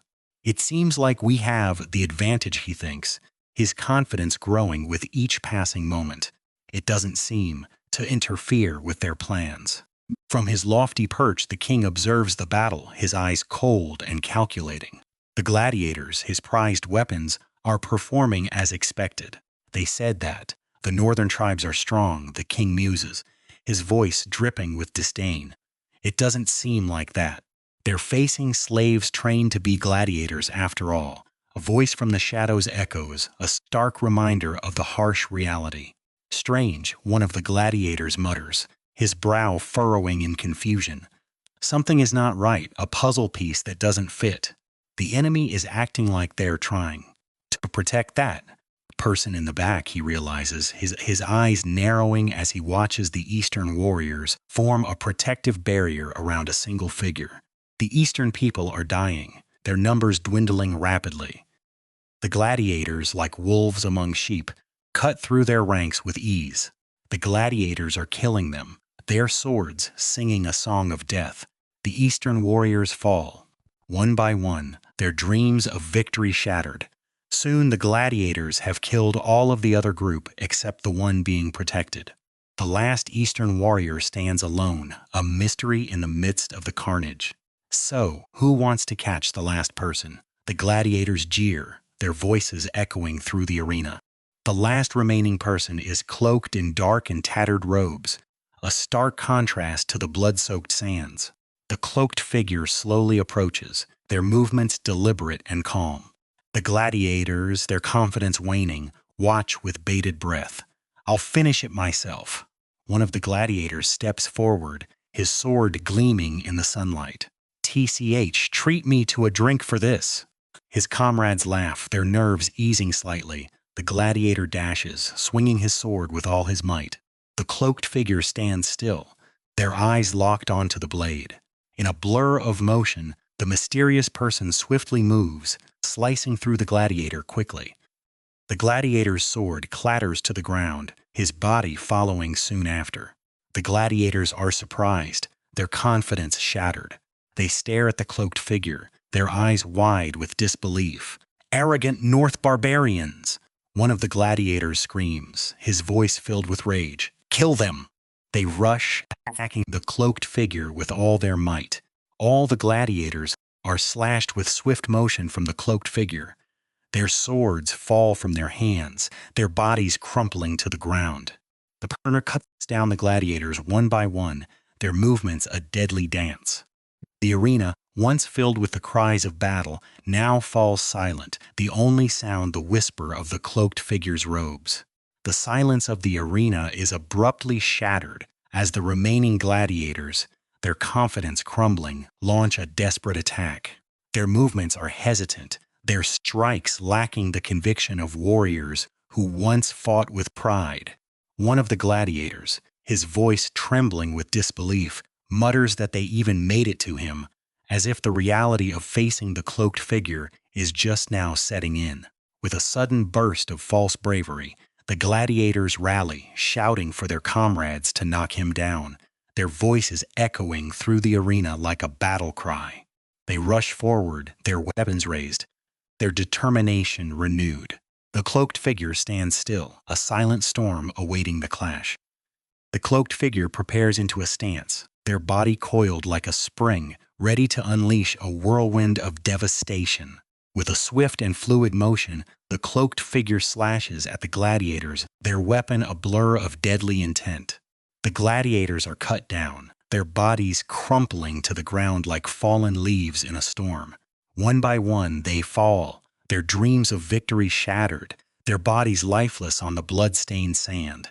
The cloaked figure steps on a fallen gladiator, their boot pressing into the lifeless body, a silent testament to their dominance.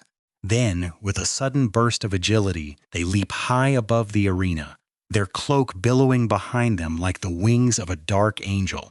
The cloaked figure descends, their weapon striking true, ending another gladiator's life. The crowd watches in stunned silence, their cheers long forgotten. Now only 2 gladiators remain. One cowers in fear, his body trembling, his spirit broken. The other stands silently, his eyes locked on the cloaked figure, a silent question hanging in the air. The silent gladiator's voice echoes through the arena, a single word hanging in the air like a curse. Why? The cloaked figure's voice is cold and calculating as they declare that only 2 remain. The silent gladiator wonders why the cloaked figure fights with only one hand, his voice laced with confusion and fear. The silent gladiator's voice trembles as he asks if the cloaked figure is hurt. His companion, his voice barely a whisper, realizes that the cloaked figure is protecting their chest area. The king's voice booms through the arena, his curiosity piqued as he wonders if the cloaked figure isn't awakened. A hidden voice, their words laced with admiration, comments on the cloaked figure's excellent skill. The king's excitement grows as he declares that it is finally getting fun. The hidden voice echoes his sentiment, stating that it would be a shame for the cloaked figure to die. The cloaked figure approaches the cowering gladiator, their steps slow and deliberate, like a predator stalking their prey. The cowering gladiator, his fear reaching its peak, screams and attacks, his weapon swinging wildly. The cloaked figure parries the attack with ease, their weapon moving like a blur, their body swaying like a dancer. As the cloaked figure prepares to strike, the gladiator's terror is palpable, his voice a desperate scream declaring that he is going to die. At that moment, the cloaked figure notices something, their body tensing, their eyes narrowing. With a sudden burst of agility, the cloaked figure dodges an attack by leaning to the side, their body moving like a shadow, their weapon a deadly extension of their will. The cloaked figure's evasive maneuver leaves the crowd in awe, but Verado isn't impressed.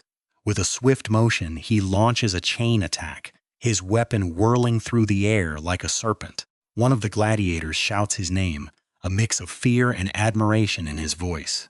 Verado, the gladiator champion, steps forward, his voice booming with confidence as he orders his fellow gladiator to retreat, claiming he will take on the mysterious figure alone.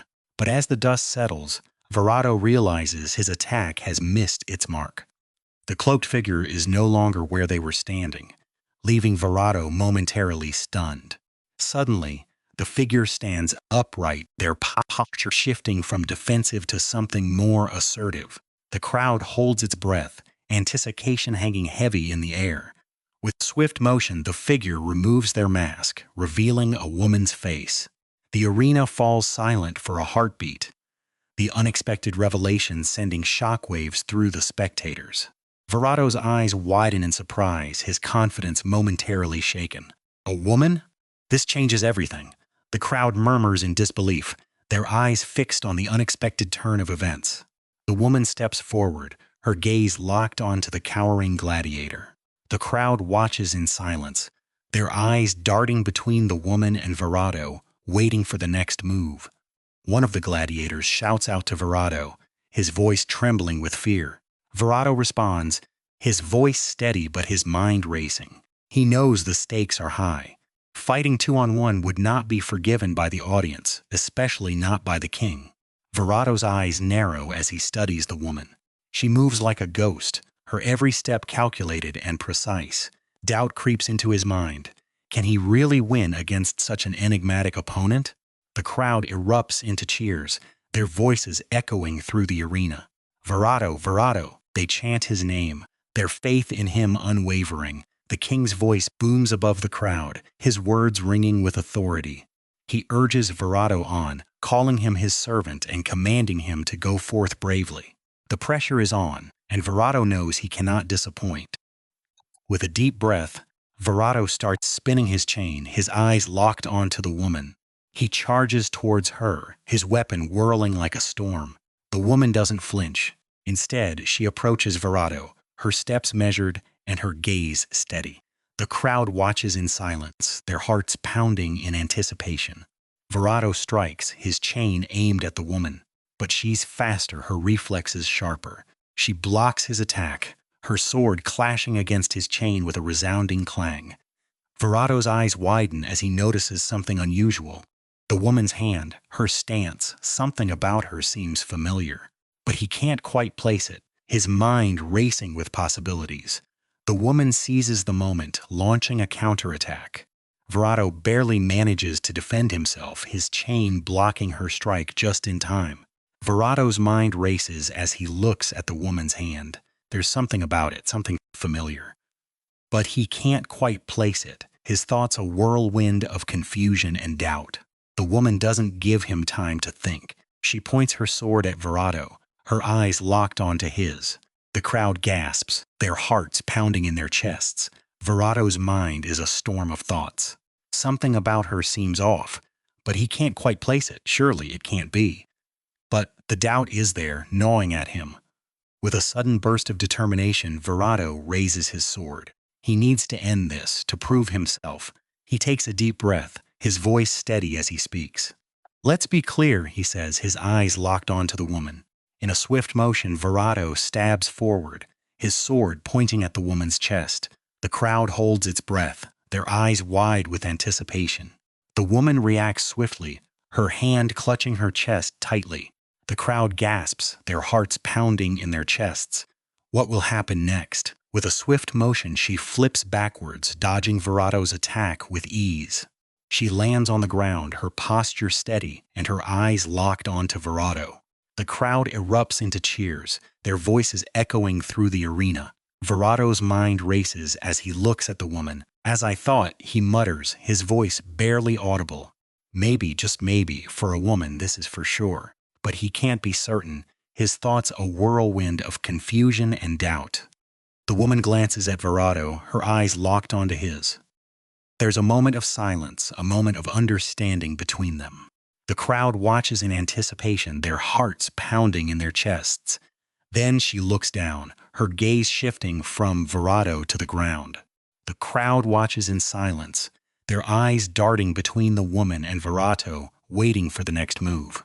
As the silence lingers, her gaze still fixed on the ground, a subtle movement catches the eye. Hidden within the folds of her cloak, a tiny hand peeks out, revealing the presence of a baby. Her eyes widen in shock as she realizes the crowd's attention might shift to the baby. She quickly apologizes to the child, fearing she might have held it too tightly in her panic. Determined to end the confrontation swiftly, she promises to finish things quickly, urging the baby not to cry. Verato's sharp eyes catch the slight movement, and his gaze locks onto the tiny hand. His expression shifts as he realizes there is a child hidden within her cloak. Frozen in surprise, his mind races with the implications of this discovery. The tension in the room escalates, the crowd's curiosity piqued by the unfolding drama. As the tension in the room escalates, a cowering gladiator suddenly yells out to Verato, warning him that he'll die if he doesn't fight. The crowd's curiosity is piqued by this sudden outburst, all eyes turning to Verato. Verato snaps out of his thoughts, realizing the gladiator is right. He can't afford to stand still. He must fight. The thought of adding himself to the pile of bodies fuels his determination. With newfound resolve, Verado slowly approaches the woman, his eyes locked onto her, ready to engage. The woman, sensing his intent, points her sword at Verado, prepared for the impending clash. Undeterred, Verado continues his approach, his focus unwavering. The woman dashes at him with incredible speed, her sword gleaming as she closes the distance between them. Their swords clash in a powerful resonance, the sound echoing through the arena. The crowd watches in awe as the two warriors engage in a fierce battle. The king observes the battle, noting that the woman is still using only one hand despite facing Verado. He comments on her underestimation of the kingdom's gladiator king. The king concludes that if she continues to underestimate Verado, her end will only be death. Verado swings his sword with a mighty roar, his attack swift and powerful. The woman mirrors his action, her sword clashing against his with equal force. As their swords clash, Verado uses his chains to gain an advantage, the metallic sound adding to the intensity of the battle. The woman notices Verado's chains and quickly adjusts her stance, ready to counter his next move. Seizing the opportunity, Verado uses his chains to launch an attack, aiming to catch the woman off guard. The woman leans back, skillfully dodging the attack, her movements fluid and precise. Verado jumps towards her, attacking with his sword, his determination unwavering. The woman flips to dodge, but Verado's sword grazes her back, the crowd gasping at the near miss. The attack only takes off the robe she was wearing, revealing something unexpected. A baby cries out, the sound echoing through the arena, catching everyone off guard.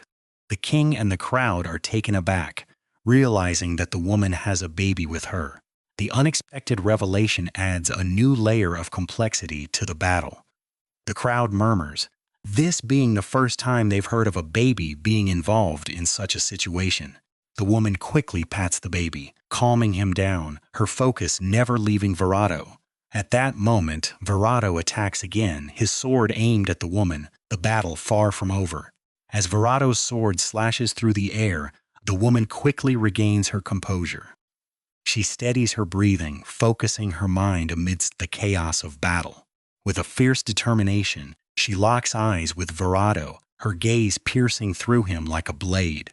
Suddenly, she dashes towards him with incredible speed, her body moving like a blur. Verado realizes her intent. She wants to finish the fight, and fast. He swiftly raises his sword to defend against her powerful attack, the clash echoing through the arena. The impact sends a shock wave through Verado's blade, making it vibrate intensely in his grip. He can't help but wonder, what kind of strength is this? Undeterred, the woman continues her relentless assault, her movements fluid and precise. Verado barely manages to block her strikes with his chains, but her speed is overwhelming. Too fast, he thinks, struggling to keep up. The chains shatter under the pressure of her attacks, leaving Verado vulnerable. In this moment of peril, Verado can only mutter, "This is bad." As he looks into her eyes, he sees something inhuman, something terrifying. A demon, he thinks, shaken to his core. From the sidelines, a cowardly gladiator watches in disbelief. Verado is being pushed back, something he never thought possible. The woman presses on, her attacks growing fiercer with each passing moment. Verado barely manages to defend himself with his sword, but her speed is increasing. She's getting faster, he realizes, his arms straining to keep up. The crowd erupts in shock and disbelief. Hey, hey, hey, is this for real? They shout, their voices a mix of excitement and fear. Verado is getting pushed back by a North barbarian woman, something unheard of in the arena. Amidst the chaos, the woman fights fiercely, her movements a blur of determination and strength. The baby clings tightly to her, a small but significant weight in the heat of battle. But as she moves, the baby slips from the cloth she tied him with, his grip faltering. The baby is about to fall, his small body teetering on the edge of disaster. The baby's grip is lost, his fate hanging in the balance. The baby begins to fall, but the woman is in the midst of a fierce fight, her attention divided. She instantly notices the baby's peril, her heart skipping a beat. Verado also sees the baby's fall, a moment of shared realization between them. The baby is about to smack the earth head first, a grim outcome looming. But just as the baby is about to hit the ground, she dives in, saving the child from a grim fate. She then calls out to Verado, urging him to snap out of his trance. But at that moment, Verado uses his chains to attack the woman, ignoring her plea. She was laying on the ground in a huge disadvantage, struggling to get back up. Verado's chains turn around her, tightening their grip. The chain then circles around her, leaving her trapped and vulnerable. Verado signals with his hand clenching, ready to make his final move. The chain tightens around her, constraining her movement and leaving her helpless. As the chain tightens, her sword is approaching the baby, threatening to harm the innocent child. But Verado eases the chain just before the sword meets with the child, sparing the baby's life. Verado then points at the woman with his sword, signaling his next move. Verado takes off his mask, revealing his face to the crowd. He knows she is stronger than him, and if she didn't bring a child, he would surely be dead. That she is stronger than him, a fact he can't deny. If she didn't bring a child, he would surely be dead, a debt he can't ignore. The crowd erupts in cheers, captivated by the intense battle and the unexpected turn of events. They shout, "Spare the woman. She's a North barbarian, but it doesn't matter. She saved the child, and that's what counts." The crowd shows thumbs up around the arena, begging for her life to be spared. It would be a waste to kill her now. They cry out, "Give her one more chance." Verado looks around, taking in the crowd's reaction.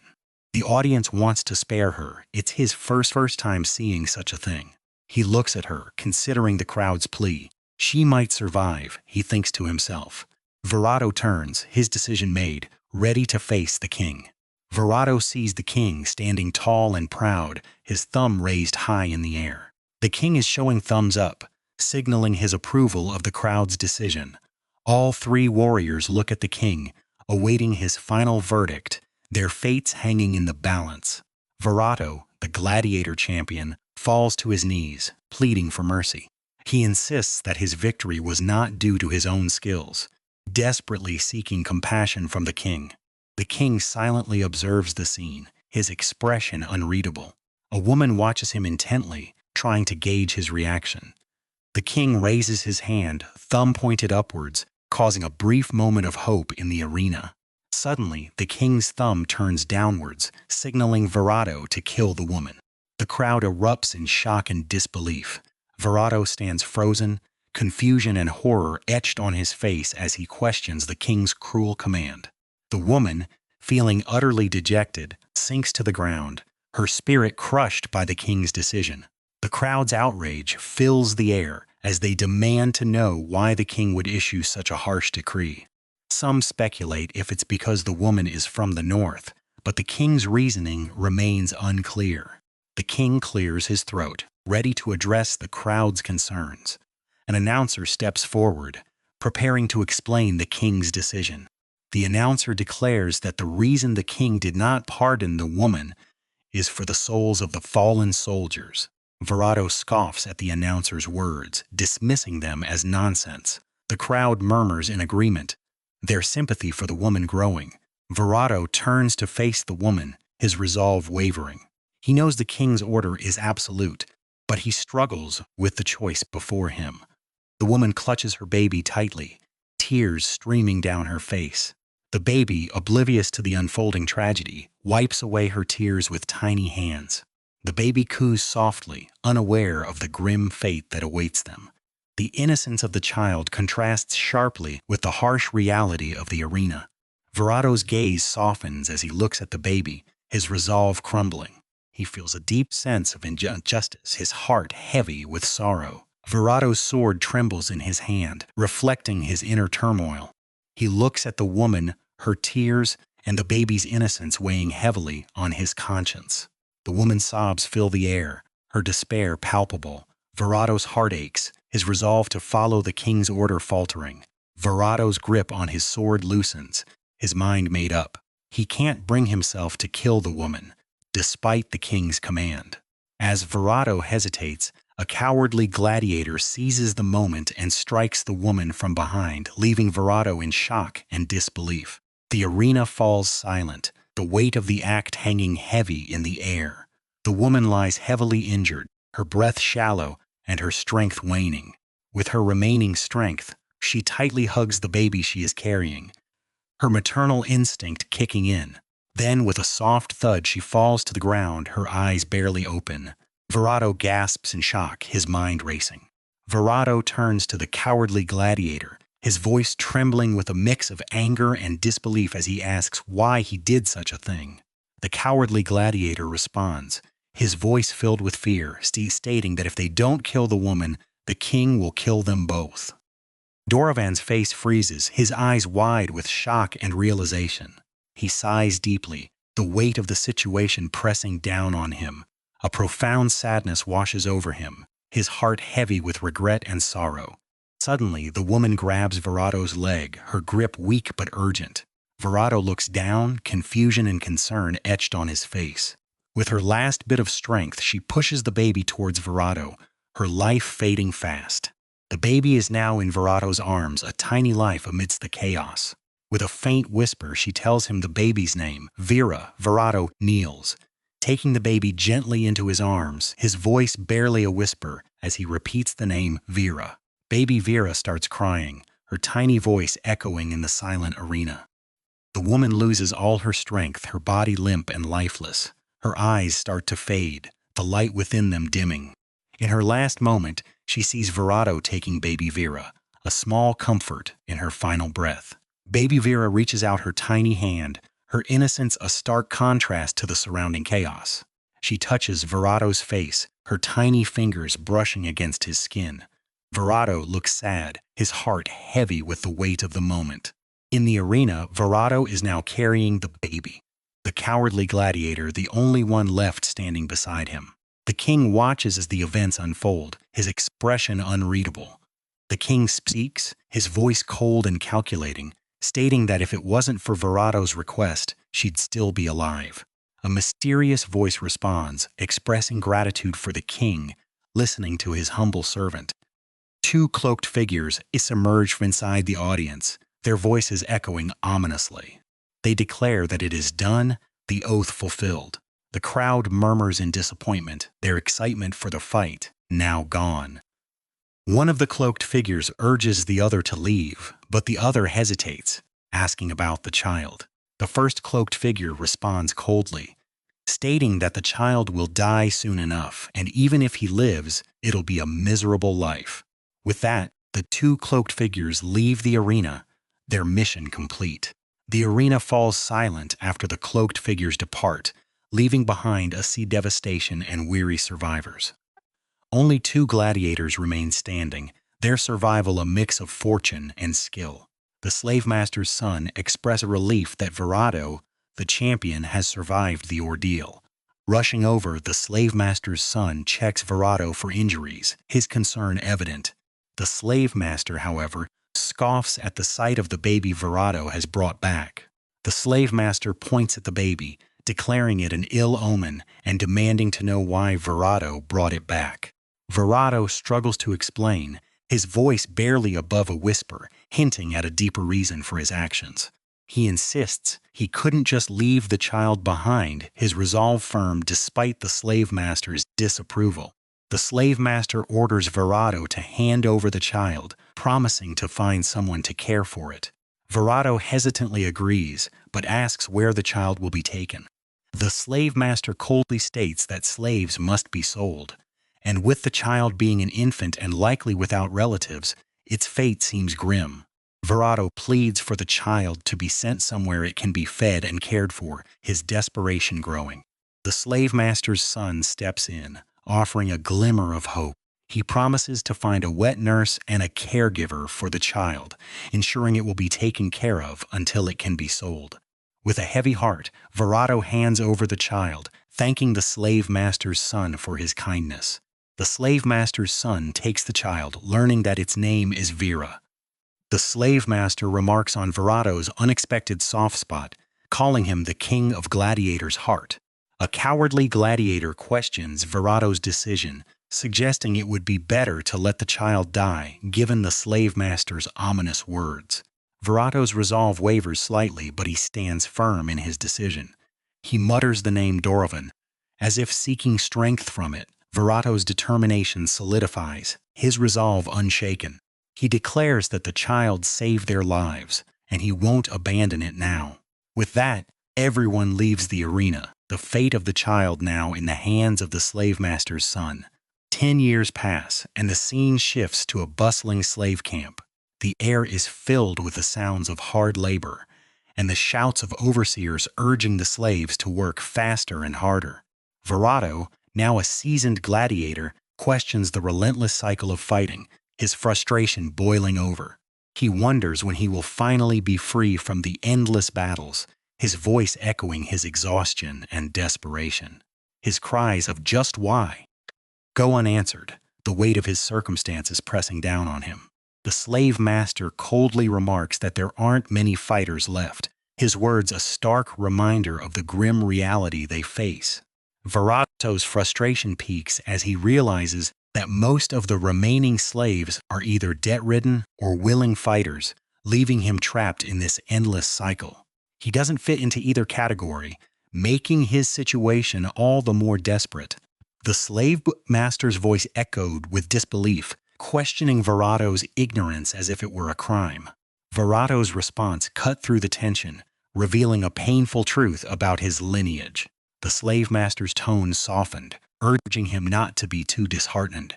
He assured Verato that his time would come, leaving a glimmer of hope in the air. The arena buzzed with anticipation as the scene shifted, the crowd's energy palpable. A lone figure stood facing the coward gladiator, the one who had taken Verato's mother's life. From the waiting room, Verato watched, his gaze fixed on the unfolding scene. The slave master's son called out, his voice carrying a sense of authority. Verato acknowledged his presence, the slave master's son warning him about the next fight, despite the opponents being exhausted war prisoners. Verato's curiosity piqued as he asked about Dorovan, the slave master's son confirming his presence. The slave master's son continued, explaining that these opponents were different from gladiators, lacking their cleverness and driven only by the audience's cheers. The conversation shifted to Dorovan's opponent. Verato's interest visibly peaked. The fight ended as swiftly as it began, leaving the crowd in stunned silence. The coward gladiator fell, a swift and brutal end to his fight. His final breaths echoed in the arena, a chilling reminder of the brutal world they inhabited. Vera's voice cut through the tension, asking if he remembered the events of 10 years ago. The coward gladiator's life faded, leaving a stark silence in the arena. The slave master's son reminisced about a demon-like lady who had fought alongside Verato. It was revealed that Vera was the one who had killed the coward gladiator. The slave master's son mentioning a certain infant Verato had asked him to take care of. Vera's gaze burned with anger and malice as she stared at Verato. Verato stood shocked, the weight of the past crashing down on him. The echoes of the past fade away, giving way to the present where the wilderness stretches out endlessly. Amidst the rustling leaves and the distant hoot of an owl, a small campsite comes into view, where Elda and Vera have set up their temporary home. Sitting by the fire, Vera stretches out, the warmth a stark contrast to the chilly mountain air, so much colder than the cities. Elda pulls out an hourglass from her bag, the sand inside glinting in the firelight, and hands it to him, suggesting they take turns keeping watch. The hourglass is tossed to Vera, with instructions to turn it once the sand runs out, signaling Elda's turn to keep watch. As the night deepens, Elda's gaze turns thoughtful, a hint of curiosity flickering in her eyes. Her mind drifts back to the statue they encountered earlier, wondering if it has something to do with Vera's sudden obedience. A small smile plays on her lips as she thinks about the day's events, finding Vera's innocence amusing. A sudden shiver runs through Vera, his eyes darting around nervously as he asks what's wrong, finding the atmosphere a bit too creepy for his liking. Elda, noticing his discomfort, decides to change the subject, her curiosity getting the better of her as she asks Vera about his past with Verato. She leans in, her eyes reflecting the dance of the flames, as she asks how he came to know that Verado was his enemy. Vera's expression darkens as he recalls his past, starting with his time at a farmer's house where he was surrounded by children who bullied him mercilessly. They called him names, taunting him about his mother, a demon child, and Verado's involvement in her death. One day, the teasing goes too far, and Vera snaps, beating the 4 bullies and demanding to know more about his mother. But his actions have consequences, and he finds himself sold to the Gladiator's training center, where he hears even more about his mother and her fate. There, he demands to be matched with Verado, seeking revenge for his mother's death, but the slave master denies his request, telling him he's too young to die. Undeterred, Vera volunteers to fight another enemy, a gladiator who was present at his mother's death, his thirst for vengeance driving him forward. Elda listens intently, her mind flashing back to a conversation with her brother about Vera, who had made an impression with his first fight, armed with only a knife. She asks Vera what he was thinking, fighting Verado, the king of gladiators, at such a young age. Vera's response is simple, driven by revenge, even if those around him said it wasn't time yet. He wanted to kill Verado, to avenge his mother, even if it was just by a little bit. In his mind, he sees himself attacking Verado, his rage fueling his every move. But despite his determination, Vera's strength isn't enough, and he loses his dream of revenge, slipping through his fingers like the sand in the hourglass. Vera reflects on the fight, feeling as though his opponent was a master of every sword art in existence. Overwhelmed, he couldn't even take a single step forward. Gathering his strength, Vera attacks Verado, hoping to turn the tide of the battle. Verado effortlessly takes Vera's hand, demonstrating his superior skill and control. With a swift movement, Verado trips Vera, causing him to lose his balance. Vera falls easily, his body hitting the ground with a thud. His face slams into the ground, the impact echoing through the arena. Verado, standing over Vera, points his sword at him, ready to deliver the final blow. But then, Verado sheathed his sword and let out a sigh of relief. The king scoffs at the fight, calling it trashy. Elda mentions that her father gets very angry if he watches a really bad fight. Vera recalls a time he almost died because of such a lousy fight. Verado saved me, Vera thinks, as Verado addresses the king, praising his benevolence for the young gladiator. Verado continues, asking the king if he remembers the demon lady who almost defeated him 10 years ago. Vera, frustrated, demands to be killed quickly. Verado shuts him up, insisting on addressing the king. Verado asks the king if he remembers the demon lady who almost defeated him 10 years ago, believing Vera to be her child and convinced that he is here for revenge. The king recalls the demon lady from 10 years ago, remembering her fierce fight and expressing his desire to relive that battle and get rid of his fears with a perfect win. The king acknowledges Verado's words, agreeing that Vera is indeed the child of the demon lady. He remembers the northern lady, describing her as a real demon. For the last 10 years, that fight has remained in his mind, and he really wants to relive that fierce fight again without any distractions. He wants to fight her once more and get rid of his fears with a perfect win. The king praises Verado, calling him a great gladiator and ordering him to save Vera. Verado is taken aback, questioning the king's decision but is told to wait for a good result.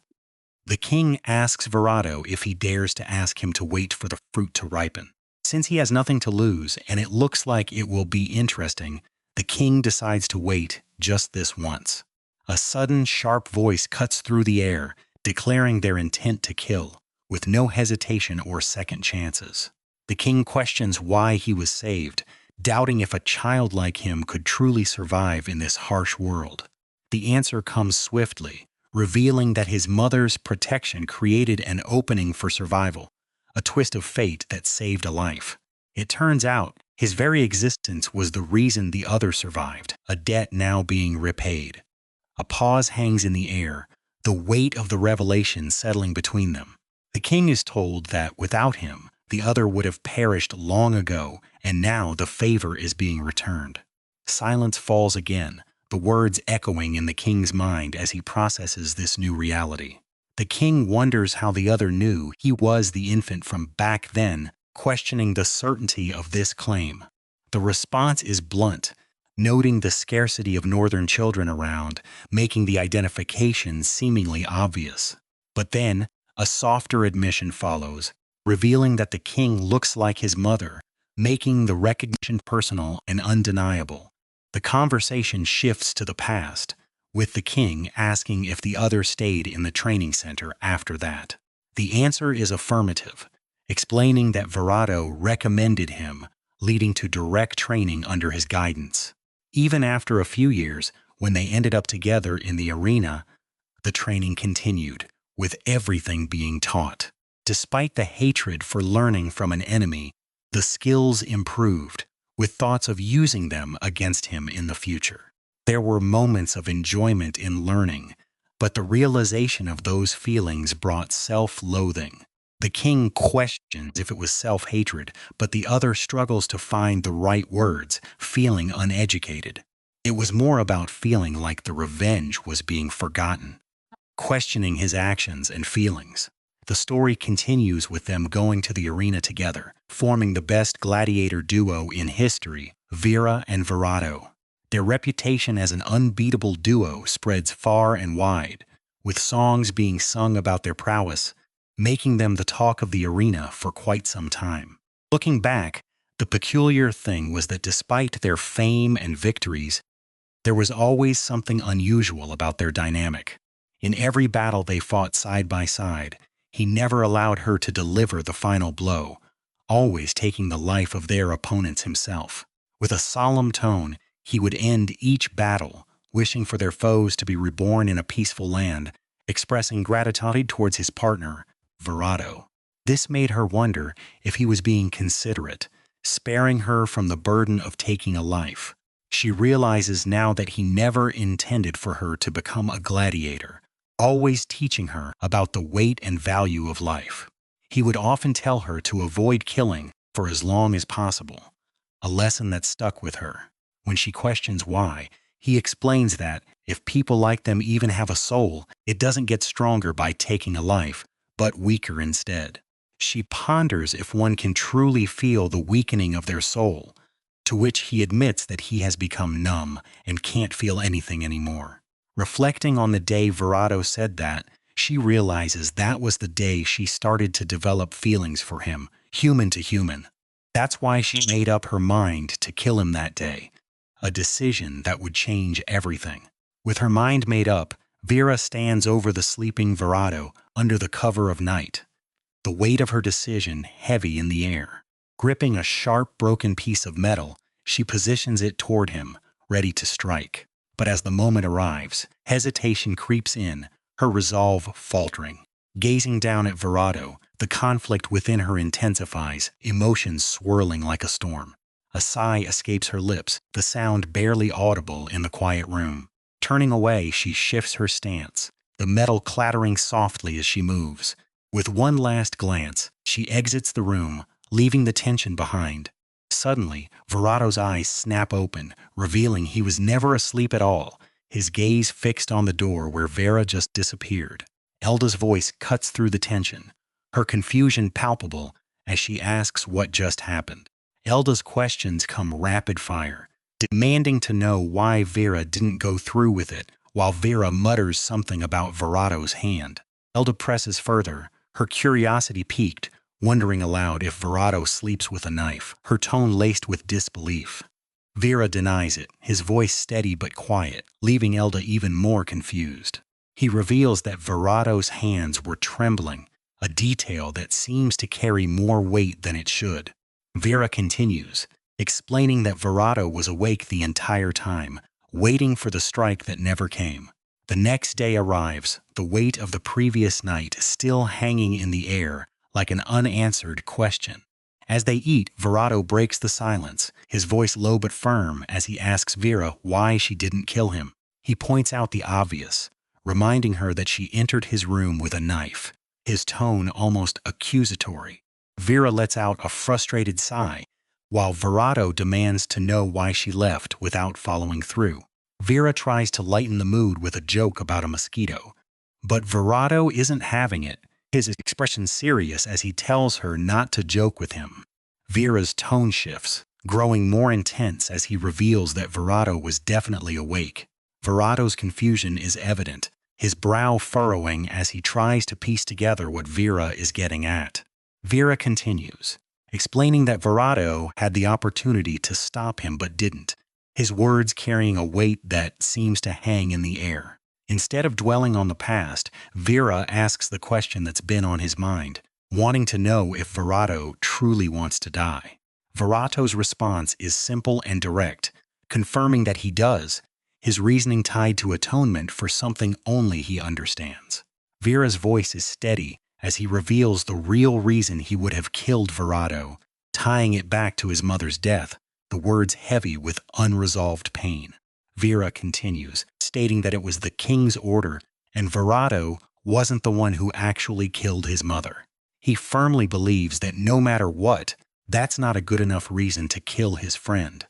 Vera thanks Verado for not injuring his mother in the end. Verado's eyes tear up as he listens to Vera's words.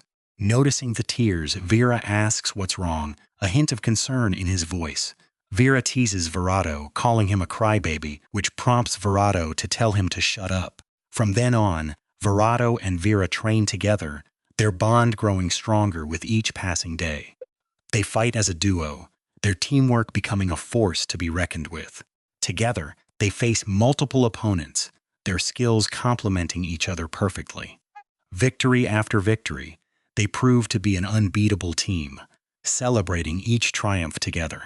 Verado shows Vera new fighting tricks, their laughter echoing through the training grounds. As time goes by, Vera gets to know Verado better, realizing he's different from how he always acted. He hates the fights and is kind to the people around him, never wanting to be a gladiator. Elda chimes in, stating that there's no way their father would have let go of such a gold mine, slaves at that. She admits that both Vera and Verado together were an amazing moneymaker and a useful political tool. Vera reflects that they both forgot they had to fight each other in the end, or maybe they just tried not to think about it until they forgot. The closer they get to that promised duel, the more it starts to feel like a dream, as if that time would never come because the time they spent together felt like a lie. But in the end, a festival is held for the king's birthday, and the gladiator contest where they have to fight begins. Vera suggests they run away, but Verado responds that no matter how he thinks about it, he won't be able to kill Vera. It's a decision he's come to after thinking about it for about a year, and he asks Vera if he can kill him instead. Vera falls silent, contemplating Verado's words. He then asks if they put on a good fight, the king will let them live, but Verado explains that rarely happens. If they survive now, they'll just fight again, later, until one of them is killed, or one of them will be killed immediately. Vera thinks about it and realizes that as he expected, he can't kill Verado.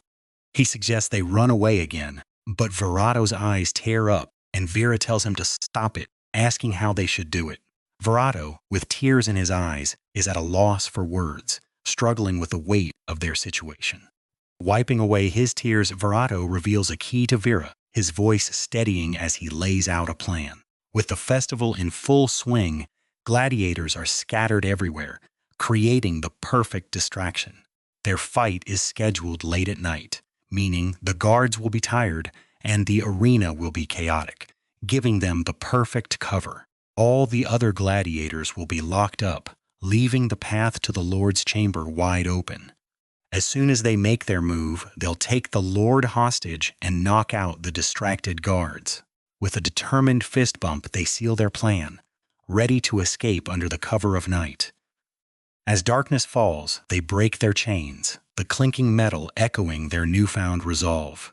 Verado turns to his lord, his voice heavy with regret, admitting he's only brought trouble and apologizing for the chaos. But he's found his reason to live, and even if it's messy, he can't help but push forward, pleading for understanding.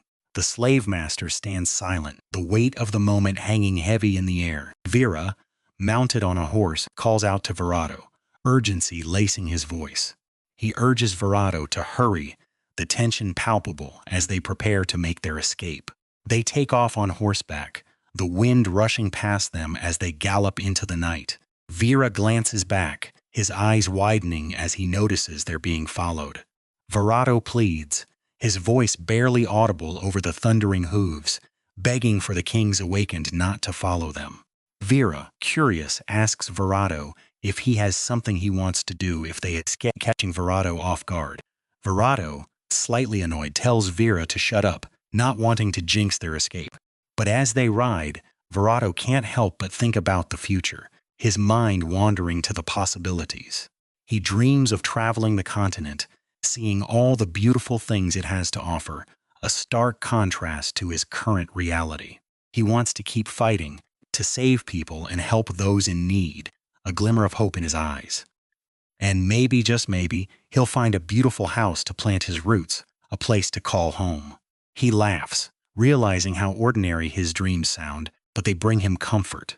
Vera, overhearing, chimes in, agreeing with Verado's dreams, adding a touch of warmth to the cold night. Suddenly, guards appear before the gate, blocking their path.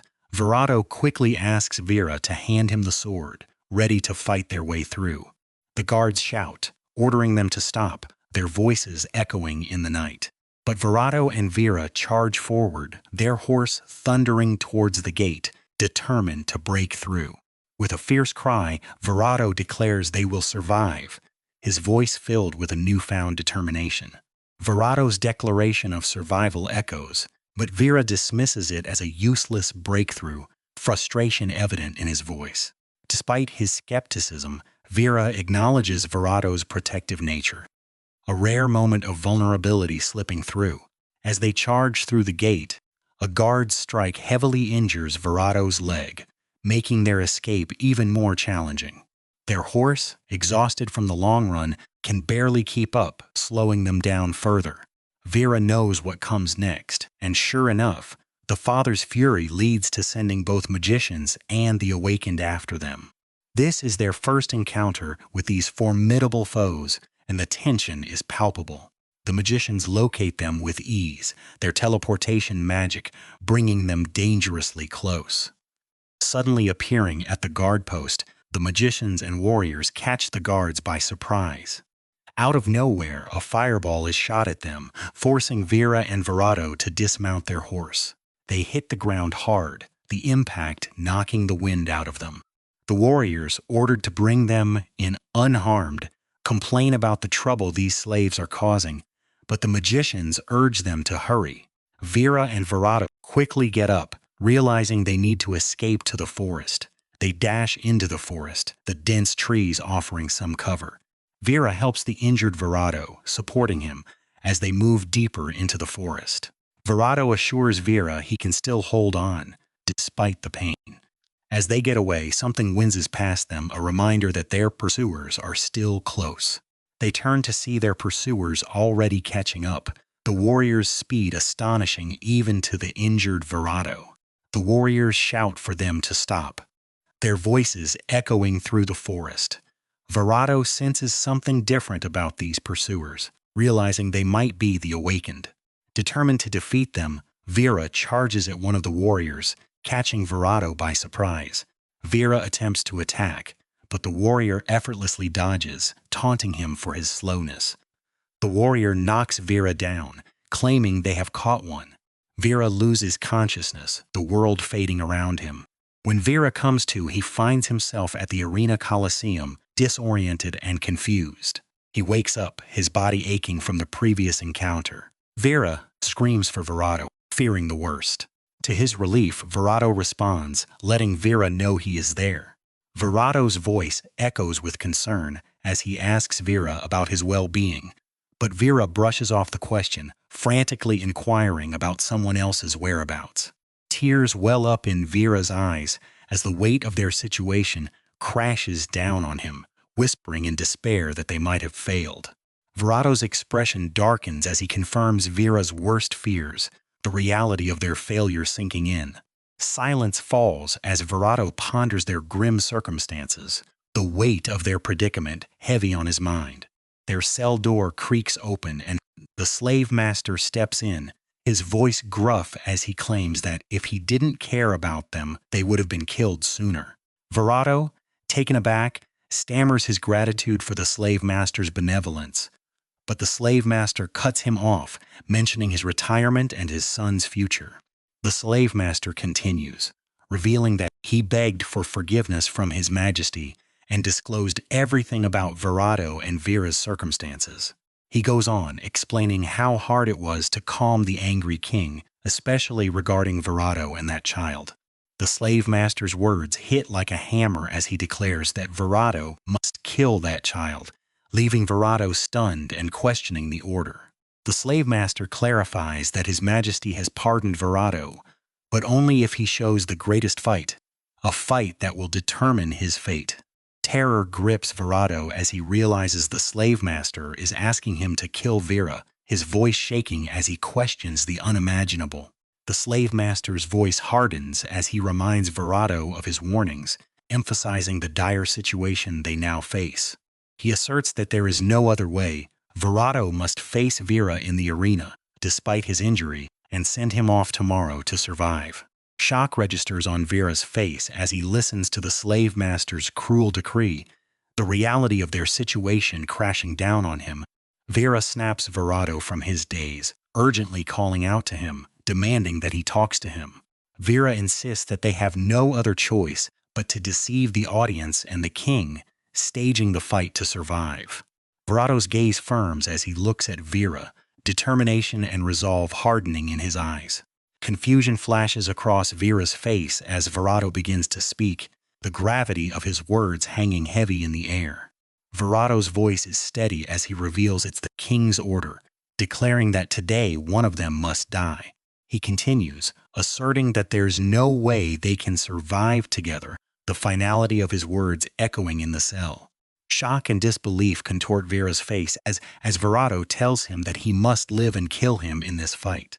Virato pleads for Vera to listen, revealing that before he met him, he had given up on everything, surviving day to day without purpose. He confesses that it's different now, that Vera has become a precious friend, someone who gave him a reason to live. Virato's voice cracks as he admits that without Vera, he would have nothing left, only a life of slaughtering slaves in the arena until old age takes him.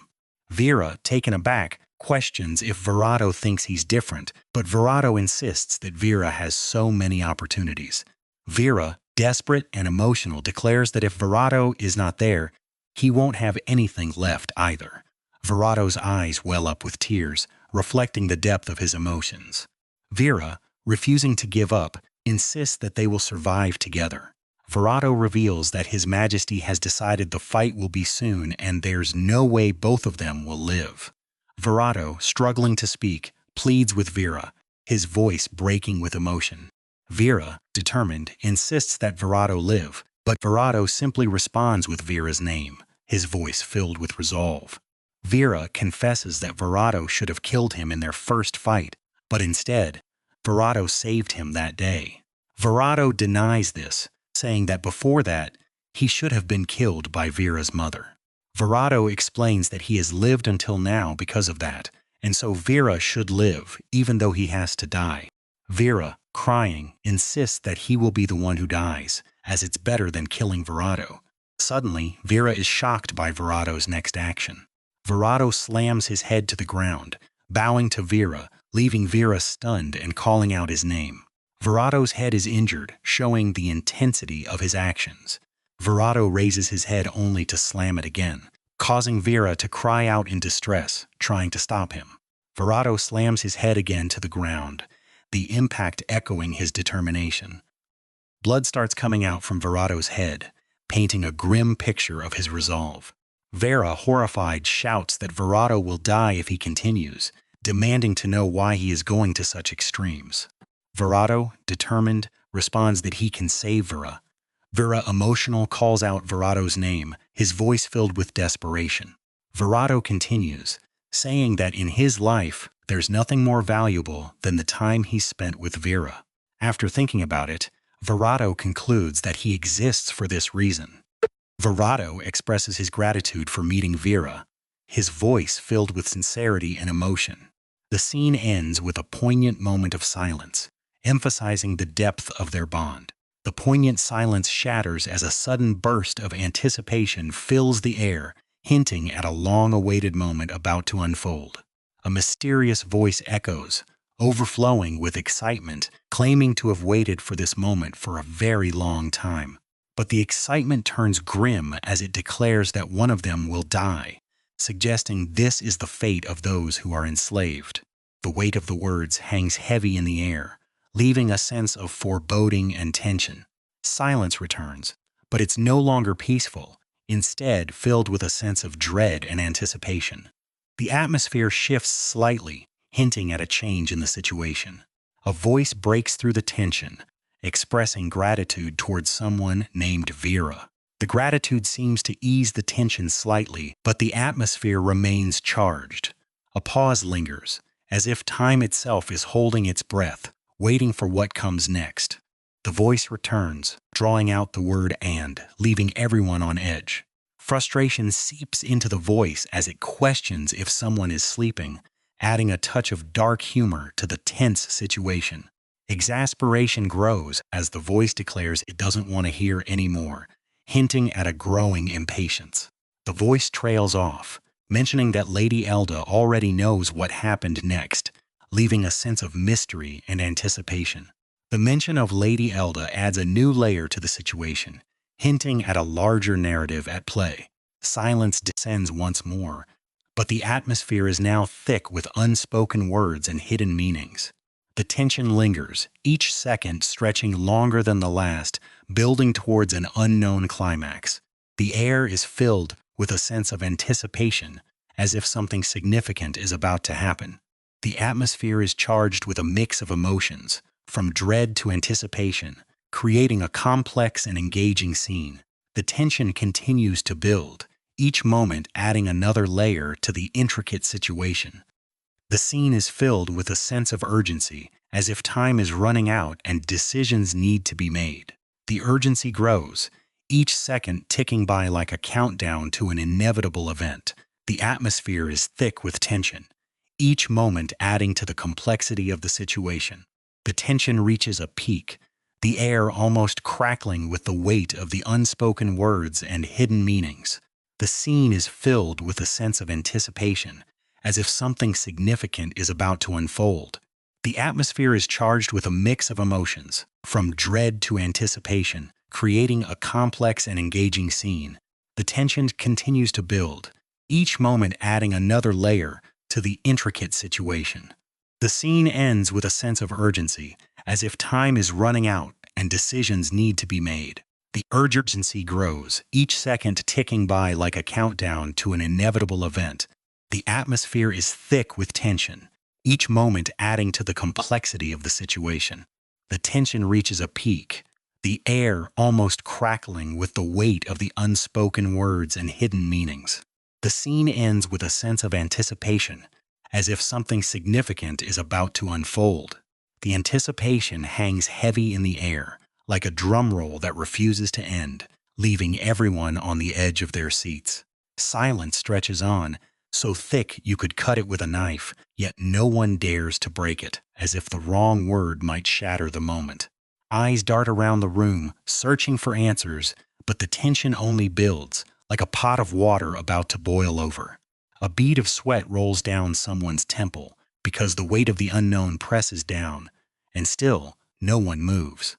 Just as the suspense becomes almost unbearable, a faint sound cuts through the quiet, like a pinprick in the fabric of the moment. The faint sound grows louder, revealing itself as the heavy footsteps of a hunter stalking through the forest, his eyes locked onto the trail of Vera and Elda. Frustration boils over as the hunter curses under his breath, wondering where his prey could have possibly vanished. Suddenly, Vera emerges from the bushes, gripping a pan with a determined look, ready to turn the tables on their pursuer.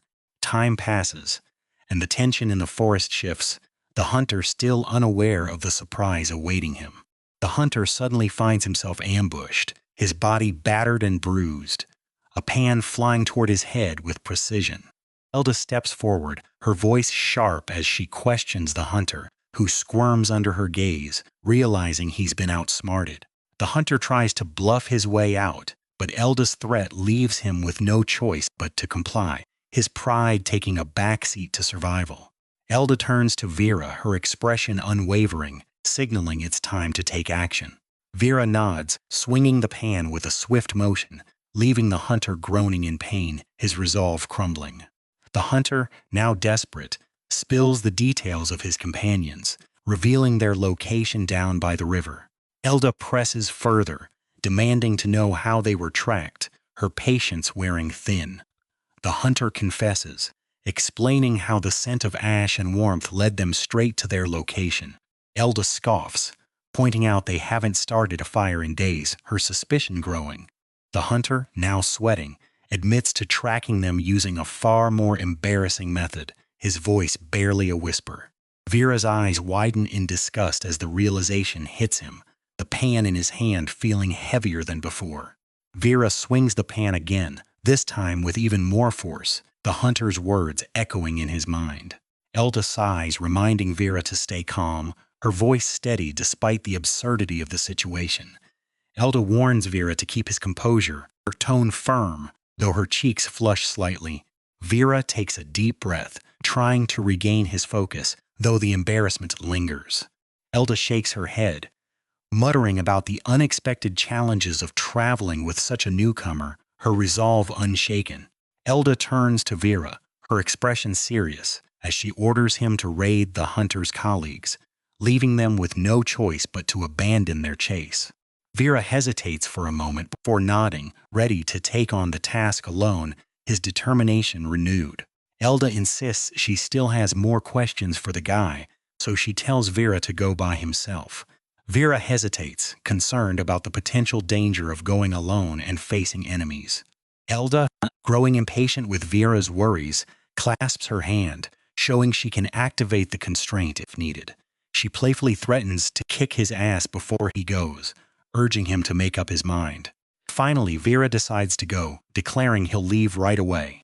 The hunter pleads with Vera, asking him not to kill his friends. Elda, now seemingly in charge, asks if there is anyone else around. Meanwhile, the hunter's friends wonder where their companion is, noting that the food is ready. They assume he's just confirming the location of their targets and will be back soon. The group is cooking food, unaware of Vera's approach. Vera emerges from the bushes, commenting on the delicious smell of the food. The hunter's friends, taken by surprise, invite him to eat, praising the meal. All eyes turn to Vera, who stands there with a mix of curiosity and hunger. Suddenly, Vera takes action, surprising everyone. Chaos erupts as Vera swiftly takes care of the hunters. Cries of surprise and pleas for help fill the air as the hunters are subdued.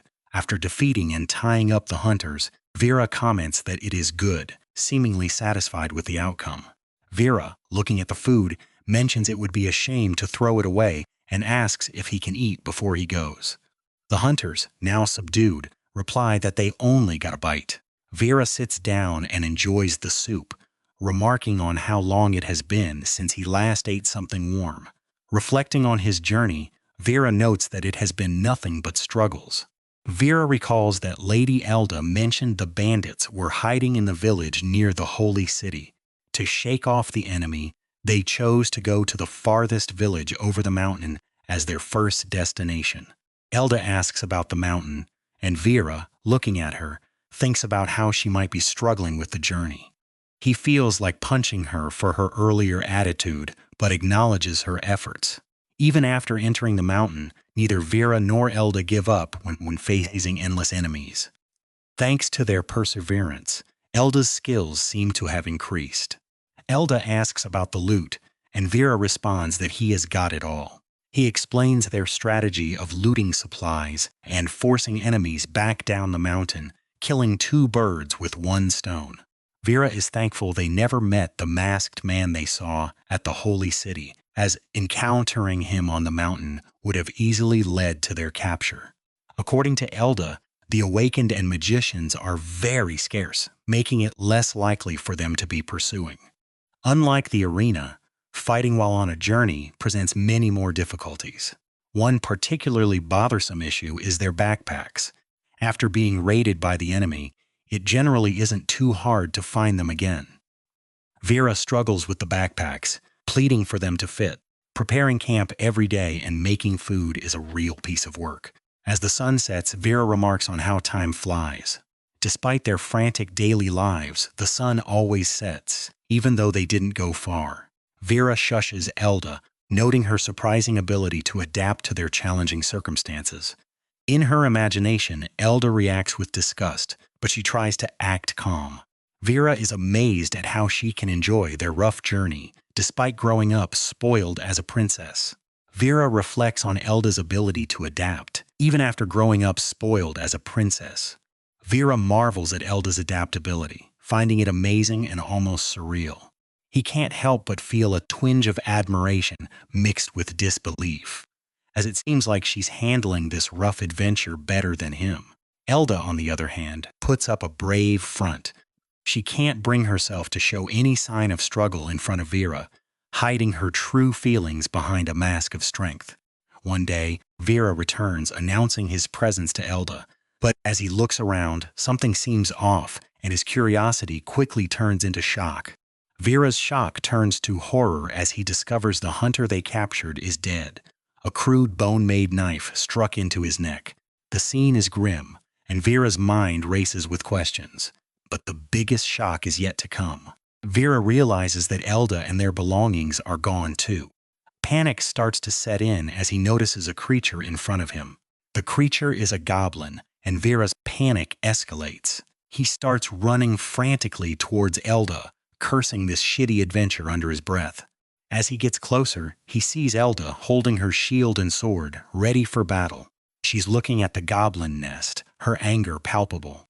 Elda feels a mix of anger and regret. She knows she was too careless, but thankfully, she's not injured. As she defends herself, the goblins run away with their equipment. Elda notices that the goblins' movements are organized, and she starts to think calmly about their next steps.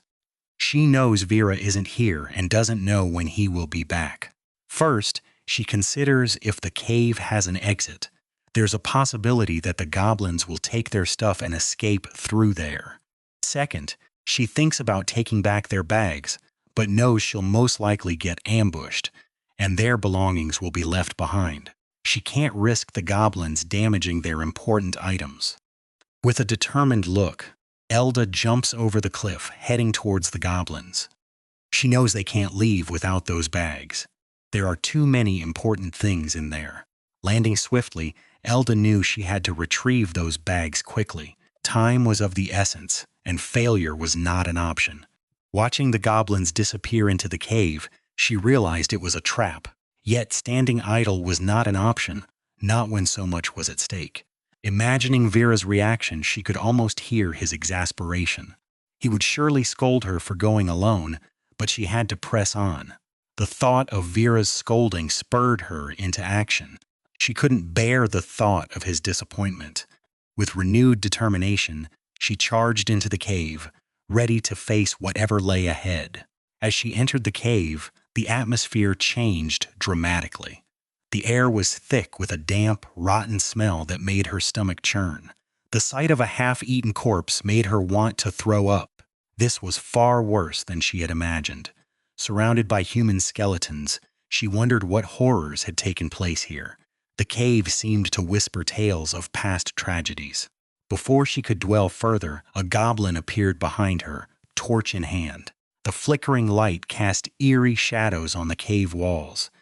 Suddenly, the torch was extinguished, plunging the cave into darkness. The goblin's laughter echoed through the black void. In the darkness, she could hear the goblins moving around her. The cave seemed to come alive with their presence.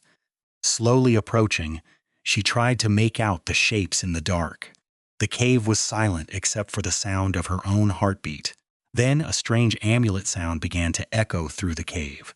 It was hauntingly beautiful, yet terrifyingly ominous. As suddenly as it began, the sound stopped. leaving the cave in eerie silence. She knew something was about to happen. The silence was broken by the sound of approaching goblins. They were coming for her, and she had to be ready.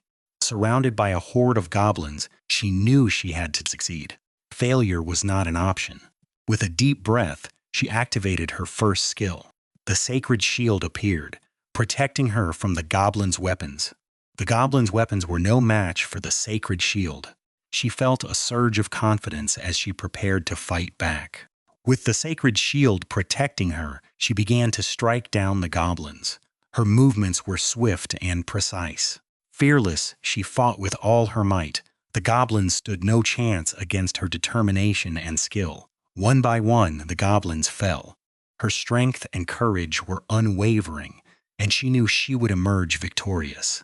As the last goblin fell, she stood amidst the chaos, her heart pounding with adrenaline. She had done it, and she knew Vera would be proud. Goblin corpses littered the ground, a grim testament to the battle just fought.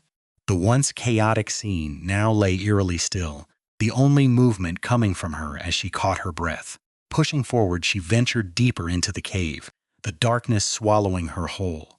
The air grew colder, and the silence heavier, broken only by the sound of her own footsteps. Her chest heaved, each breath a struggle as the adrenaline from the battle wore off. Sweat dripped down her face, mixing with the grime of the cave. Unbeknownst to her, a goblin clung to the ceiling of the cave, its eyes gleaming in the darkness as it prepared to ambush its next victim. With a sudden leap, the goblin detached from the ceiling and lunged straight at her, its claws outstretched and ready to strike. The goblin's weapon came down, aiming for her head, but her body shield activated just in time, deflecting the blow. The goblin's weapon shattered, unable to penetrate her defense. Seizing the moment, she countered with a swift strike of her own, her blade finding its mark and ending the goblin's life. She stood over the fallen goblin, its lifeless eyes staring back at her. The reality of the battle began to sink in. The goblin's body was a bloody mess, a stark contrast to the cold, hard ground beneath it. Her face remained straight, devoid of any emotion, as if she had seen this sight one too many times. But then, without warning, her stomach churned, and a wave of disgust washed over her. She turned away, her stomach emptying its contents onto the cave floor. The harsh reality of battle had finally caught up with her. As she wiped her mouth, her eyes widened in shock at the sight before her. That is, a child's remains? Her mind raced with horrifying thoughts. A child's. They might have eaten it just for laughs. The goblin's cruelty knew no bounds. Like they only attack weak people, preying on the innocent and defenseless. Her grip on her weapon tightened, her resolve hardening. Do they have a leader? Someone orchestrating these atrocities? The thought sent a chill down her spine. Well, she would know it when she saw it. Her eyes narrowed with determination as she prepared to face whatever lay ahead. She entered the deep cave, the darkness enveloping her like a shroud. The air grew colder, and the silence heavier, broken only by the sound of her own footsteps. Suddenly, she stumbled upon a gathering of goblins, standing in an organized formation within the cave structure. Their discipline was unexpected, chilling. At the center of the formation, a goblin sat on a makeshift throne, its gaze fixed on her as she entered. The sight was unsettling, to say the least. The goblin on the throne gazed at her, its eyes gleaming with a mix of curiosity and malice. It was clear this was no ordinary goblin. She observed it carefully, taking in every detail. This goblin was different, and she needed to tread carefully. Just as she finishes her observation, two fireballs come hurtling towards her. Clearly, this goblin means business. With quick reflexes, she leaps to the side, narrowly avoiding the fiery projectiles. So much for careful observation. The fireballs explode behind her, covering the exit in a blazing inferno. Looks like she's stuck here for now. Shocked by the sudden attack, she can't help but exclaim in surprise. This goblin is full of surprises.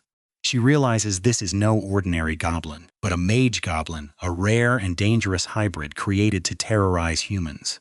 Recalling her knowledge of such creatures, she understands the gravity of the situation. This goblin is smarter and stronger than the average ones.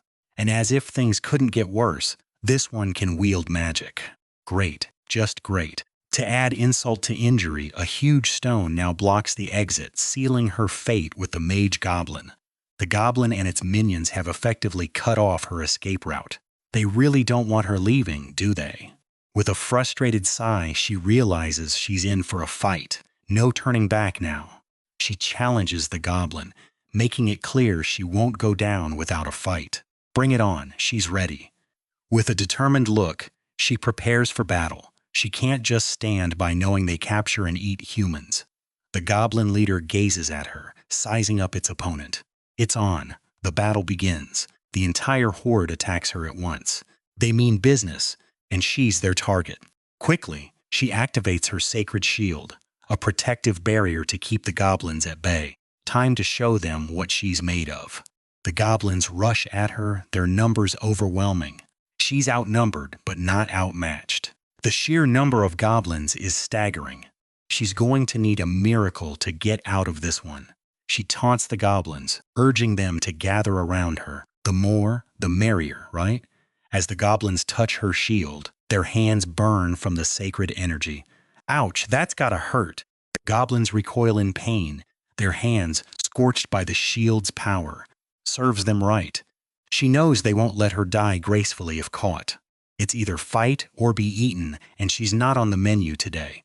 Her first skill is a success, and she's ready to unleash more. Let's show these goblins what she's capable of. With a determined look, she repeats to herself that she can do this. She's not going down without a fight. She lays down her sword, deciding to try a different approach. Crouching, she focuses on the skill linked to her sacred shield. Standing up, energy begins to emit from her, signaling the activation of her ability. Suddenly, a sacred explosion erupts from her, engulfing the surroundings. The energy burns through the horde of goblins, clearing the area. As the skill ends, she leaps forward, ready to strike. Charging towards the goblin mage, she prepares for another attack. With swift precision, she attacks the goblin mage. Slashing the mage down, she realizes this power is not so different from having magic. Just as she thinks that, a red eye glows from the dark depths of the cave before her. A giant goblin emerges, charging at her with a terrifying growl. She barely has time to react before the giant goblin smacks her with its batter. She falls to the ground, rolling and realizing her body won't hold up if she gets hit directly again. Struggling to get up, she notices another goblin attacking her. It's the goblin leader growling at her with a disgusting sneer. She can't help but express her disgust, wishing it would just go away. As she struggles, the giant goblin catches her leg, making her situation even more dire. The goblin leader stands over her, ready to finish the job. It growls menacingly, its breath reeking of decay.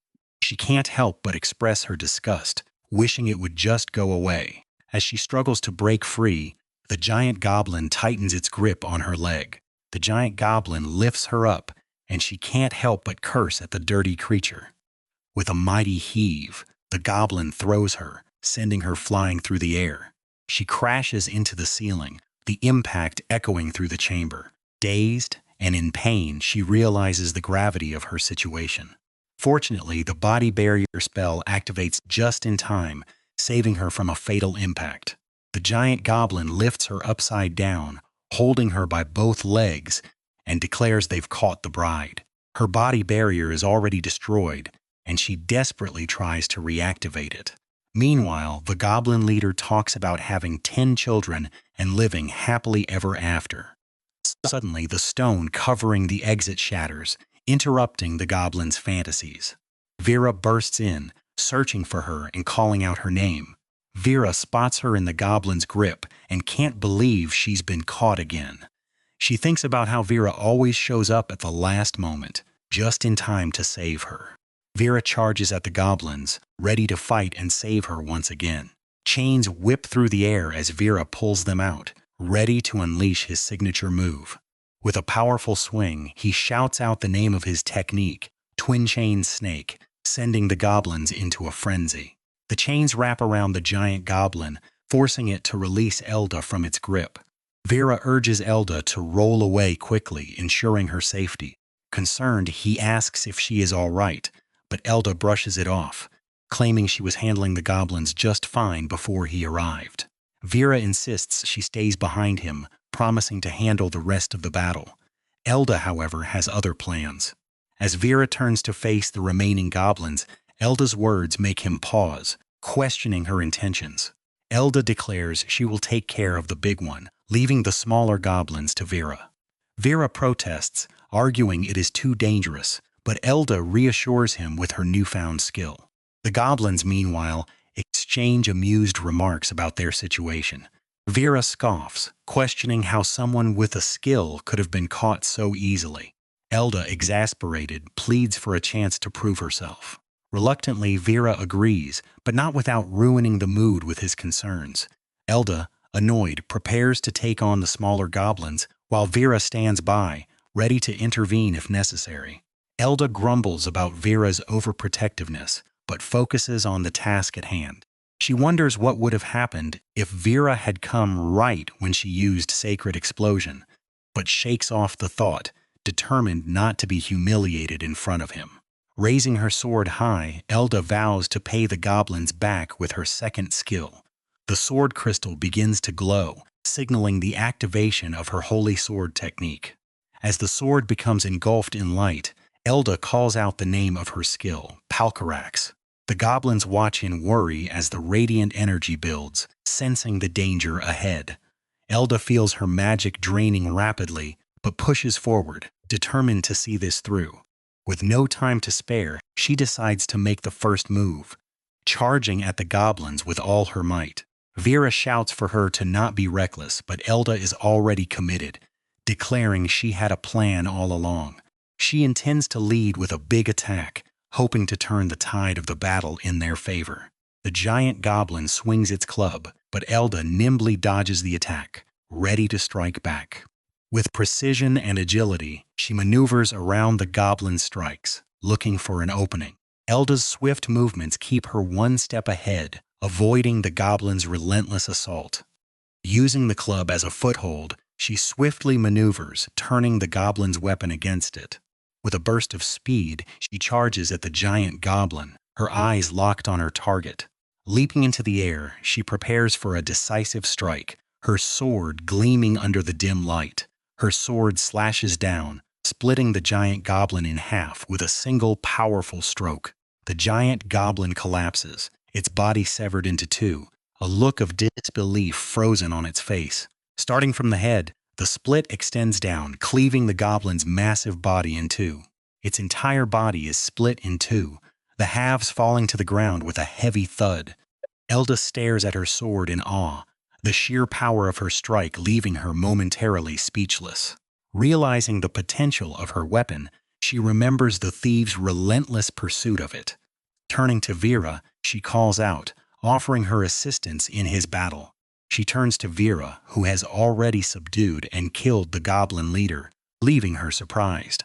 Vera has already finished off the goblin leader, his swift actions leaving her in awe. Elda reflects on her quick victory, but her thoughts soon turn to the swift guy who witnessed her feat.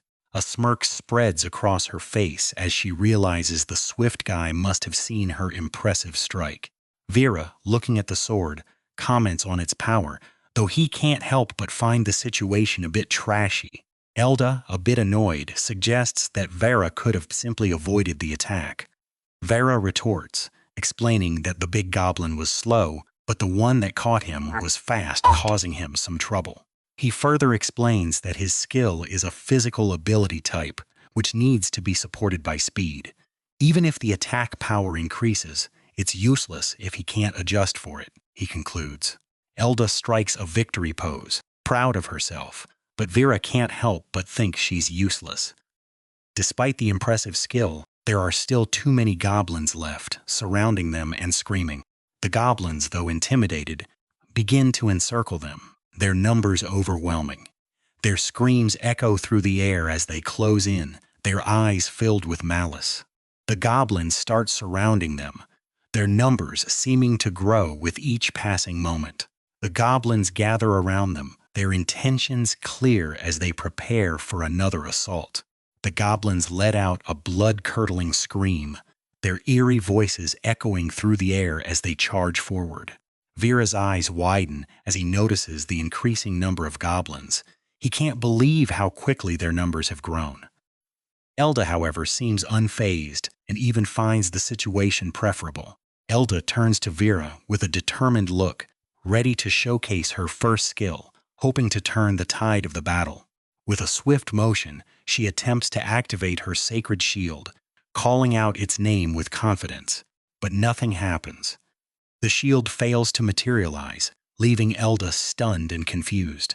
The skill vanishes as quickly as it was summoned, leaving Elda in a state of disbelief. Elda stands there, speechless, while Vera looks on with a puzzled expression, both of them trying to make sense of what just happened. Frustration takes over Elda as she yells out, demanding answers from the uncooperative magic. Elda turns to Vera, admitting she has used up all her magic. Vera, however, questions what she would do if he wasn't there to help. Ignoring her spent magic, Vera tells Elda to get down and boasts about how he could beat all the goblins if he had magic. Vera raises his chains, channeling energy into them, ready to unleash a powerful attack. With a mighty swing, he sends the chains whirling, creating a tornado-like effect that cuts through the goblins. The goblins surrounding them are swiftly slaughtered, their bodies falling to the ground as Vera's chains tear through them. Elda watches in awe as Vera's chain tornado decimates the goblin horde, recalling how she has seen this move in the Gladiator arena. She can't help but admire the effectiveness of the skill against the horde of goblins, acknowledging it as a good skill to have in such situations. The remaining goblins, witnessing the swift and brutal defeat of their comrades, are struck with fear. Panicked, they turn and begin to flee, their survival instincts kicking in as they realize the futility of their attack. Elda quickly points out that the goblins are running away and urges Vera to defeat them all before there are more casualties. Vera acknowledges her command and prepares to chase them down. Both Elda and Vera spring into action, attacking the fleeing goblins with relentless precision. The goblins are slaughtered left and right, their numbers dwindling rapidly. Later that day, outside the cave, the battle is over, and the area is quiet once again. Elda checks their belongings, relieved to find everything intact. Vera approaches her, calling her name gently. Vera notices some magic swords among their belongings and points them out to Elda. Elda instructs Vera to throw away the ugly swords and only keep the magic ones. She then orders him to prepare dinner and set up the tent. Vera is taken aback, questioning why she is already planning to sleep when it's still broad daylight. Elda snaps at Vera, reminding him that she used up all her magic and needs to recover. She scolds him for not understanding the importance of recovering magic. Vera, feeling frustrated, thinks to himself about how he wants to beat her, but knows he can't. Suddenly, Vera realizes something and decides to act submissively towards Elda. He starts to act submissively, acknowledging how hard it must have been for Elda. Elda looks at him, clearly reading his intentions. Vera then offers to prepare a grand meal for her, asking her to wait a moment. Elda observes his sudden shift in demeanor, finding his bright smile and submissive attitude oddly endearing, almost amusing. After finishing their meal, a sense of satisfaction fills the air, the tension from before seemingly melted away by the warmth of the food. As the night deepens, Elda succumbs to sleep, her breathing steady and peaceful, unaware of the thoughts swirling around her. Vera approaches her quietly, his expression softening as he gazes at her sleeping form, whispering for her to rest well. Clutching a rope in his hand, he mutters about her naivety, his tone a mix of frustration and something almost protective. A smirk tugs at his lips as he imagines her reaction upon waking, almost looking forward to the chaos it might bring. Elda jolts awake, her senses screaming in protest. The world feels wrong, stuffy and suffocating, her body refusing to obey her commands. Panic sets in as she realizes she can't move, her limbs heavy and unresponsive. Her confusion turns to horror as she finds herself bound tightly by ropes, rendering her completely immobile. Her mind races, wondering if Vera has also fallen victim to this predicament. If so, they're in serious trouble. But there's Vera, sitting beside her with an infuriating smirk, looking far too relaxed for someone who should be in the same dire situation. He holds a knife in his hand, his expression shifting to one of disapproval, as he comments on Elda's awful situation. Elda's glare could melt steel, her eyes narrowing as she locks onto Vera, her anger palpable. Vera shifts uncomfortably under her gaze, her fury making even him nervous. He starts second-guessing his actions, regret creeping in. He tries to rally himself, knowing he needs to come out strong. This is no time for hesitation.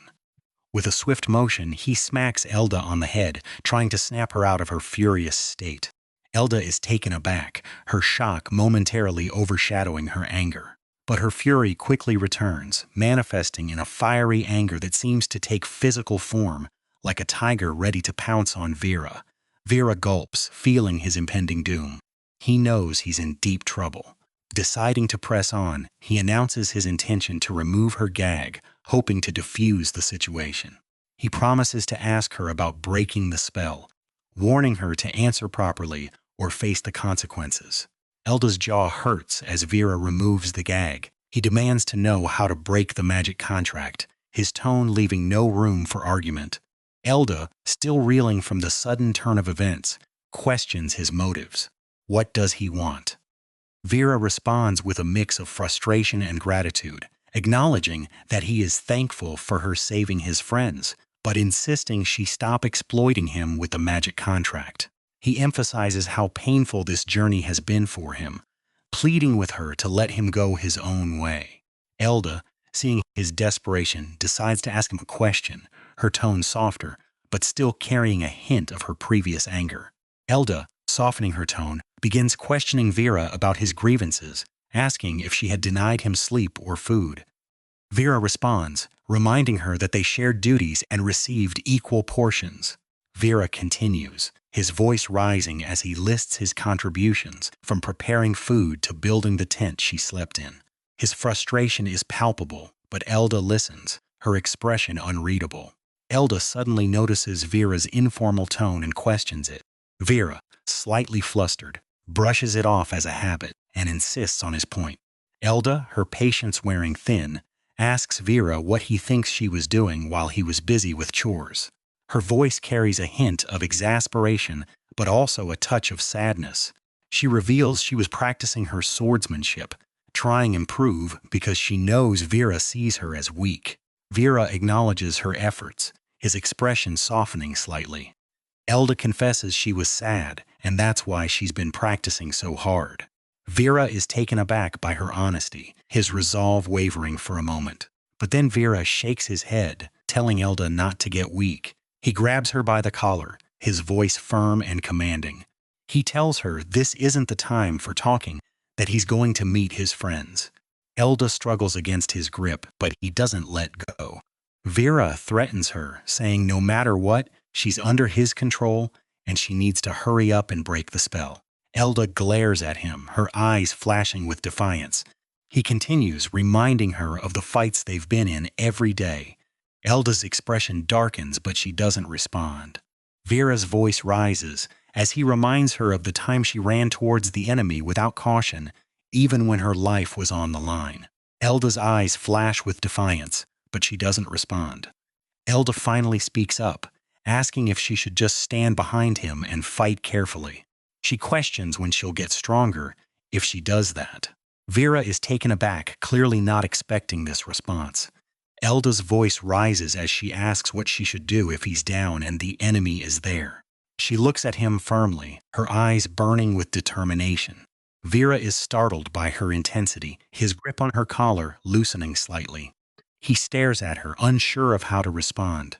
Vera sighs, telling her it's already difficult to protect his own life, and she needs to hurry and break the spell. Elda glares at him, her expression stubborn. Elda defiantly asks what if she doesn't want to. Vera's eyes widen in surprise, clearly not expecting her to resist.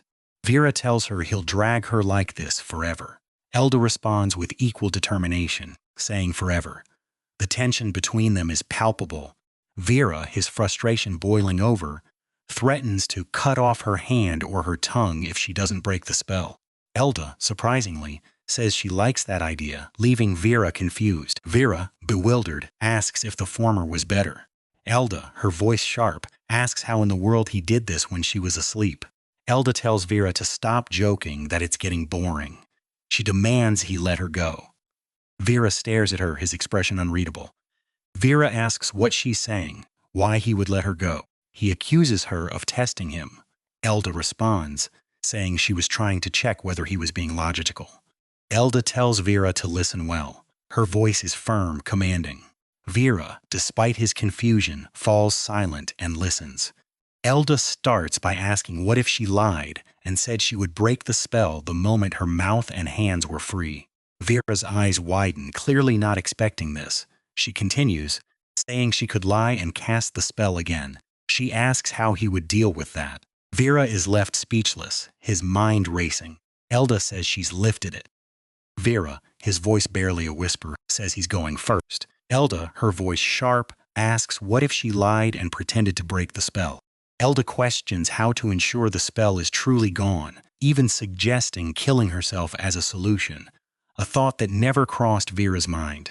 Her sharp tone cuts through the air, making it clear she's considering drastic measures. She counts down to 3, and Vera's eyes widen in shock as he realizes there's a third factor he wasn't aware of. His heart races, and he can't believe there's more to this spell than he thought. Elda insists she has to show something, her determination shining through. Vera braces himself, unsure of what's about to happen. Suddenly, Elda begins to glow, and Vera stumbles over his words, calling her out for doing something stupid like casting a spell. At that moment, Vera feels something strange, a sensation he can't quite place.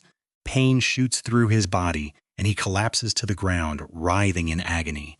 He screams out, begging for it to stop. He continues to scream, his body convulsing on the ground. Elda watches, her expression unreadable. Elda explains that prayers can be done without hands or mouth, her voice calm and steady. Vera's mind races, trying to understand what's happening. She continues, saying this spell can be done without a sound. Vera's panic grows, realizing he's in deep trouble. Vera curses, knowing he's screwed. The spell is taking its toll, and he's powerless to stop it. Elda explains that the Aire is a ceremony that has been held for thousands of years, prepared for every eventuality. Vera's hope fades as he realizes the depth of his predicament. Vera quickly bows, admitting he has committed a sin worthy of death, and begs for Elda's forgiveness. Elda is taken aback by his sudden use of the term lady. She scoffs, asking why he's suddenly adding lady to her name. Vera, still in pain, offers to let her step on his head as a sign of his repentance. Elda tells him to shut up, and Vera quickly complies, understanding he's pushed her too far. Vera unties Elda, hoping to make amends. She snaps at him, telling him to shut up and not to speak.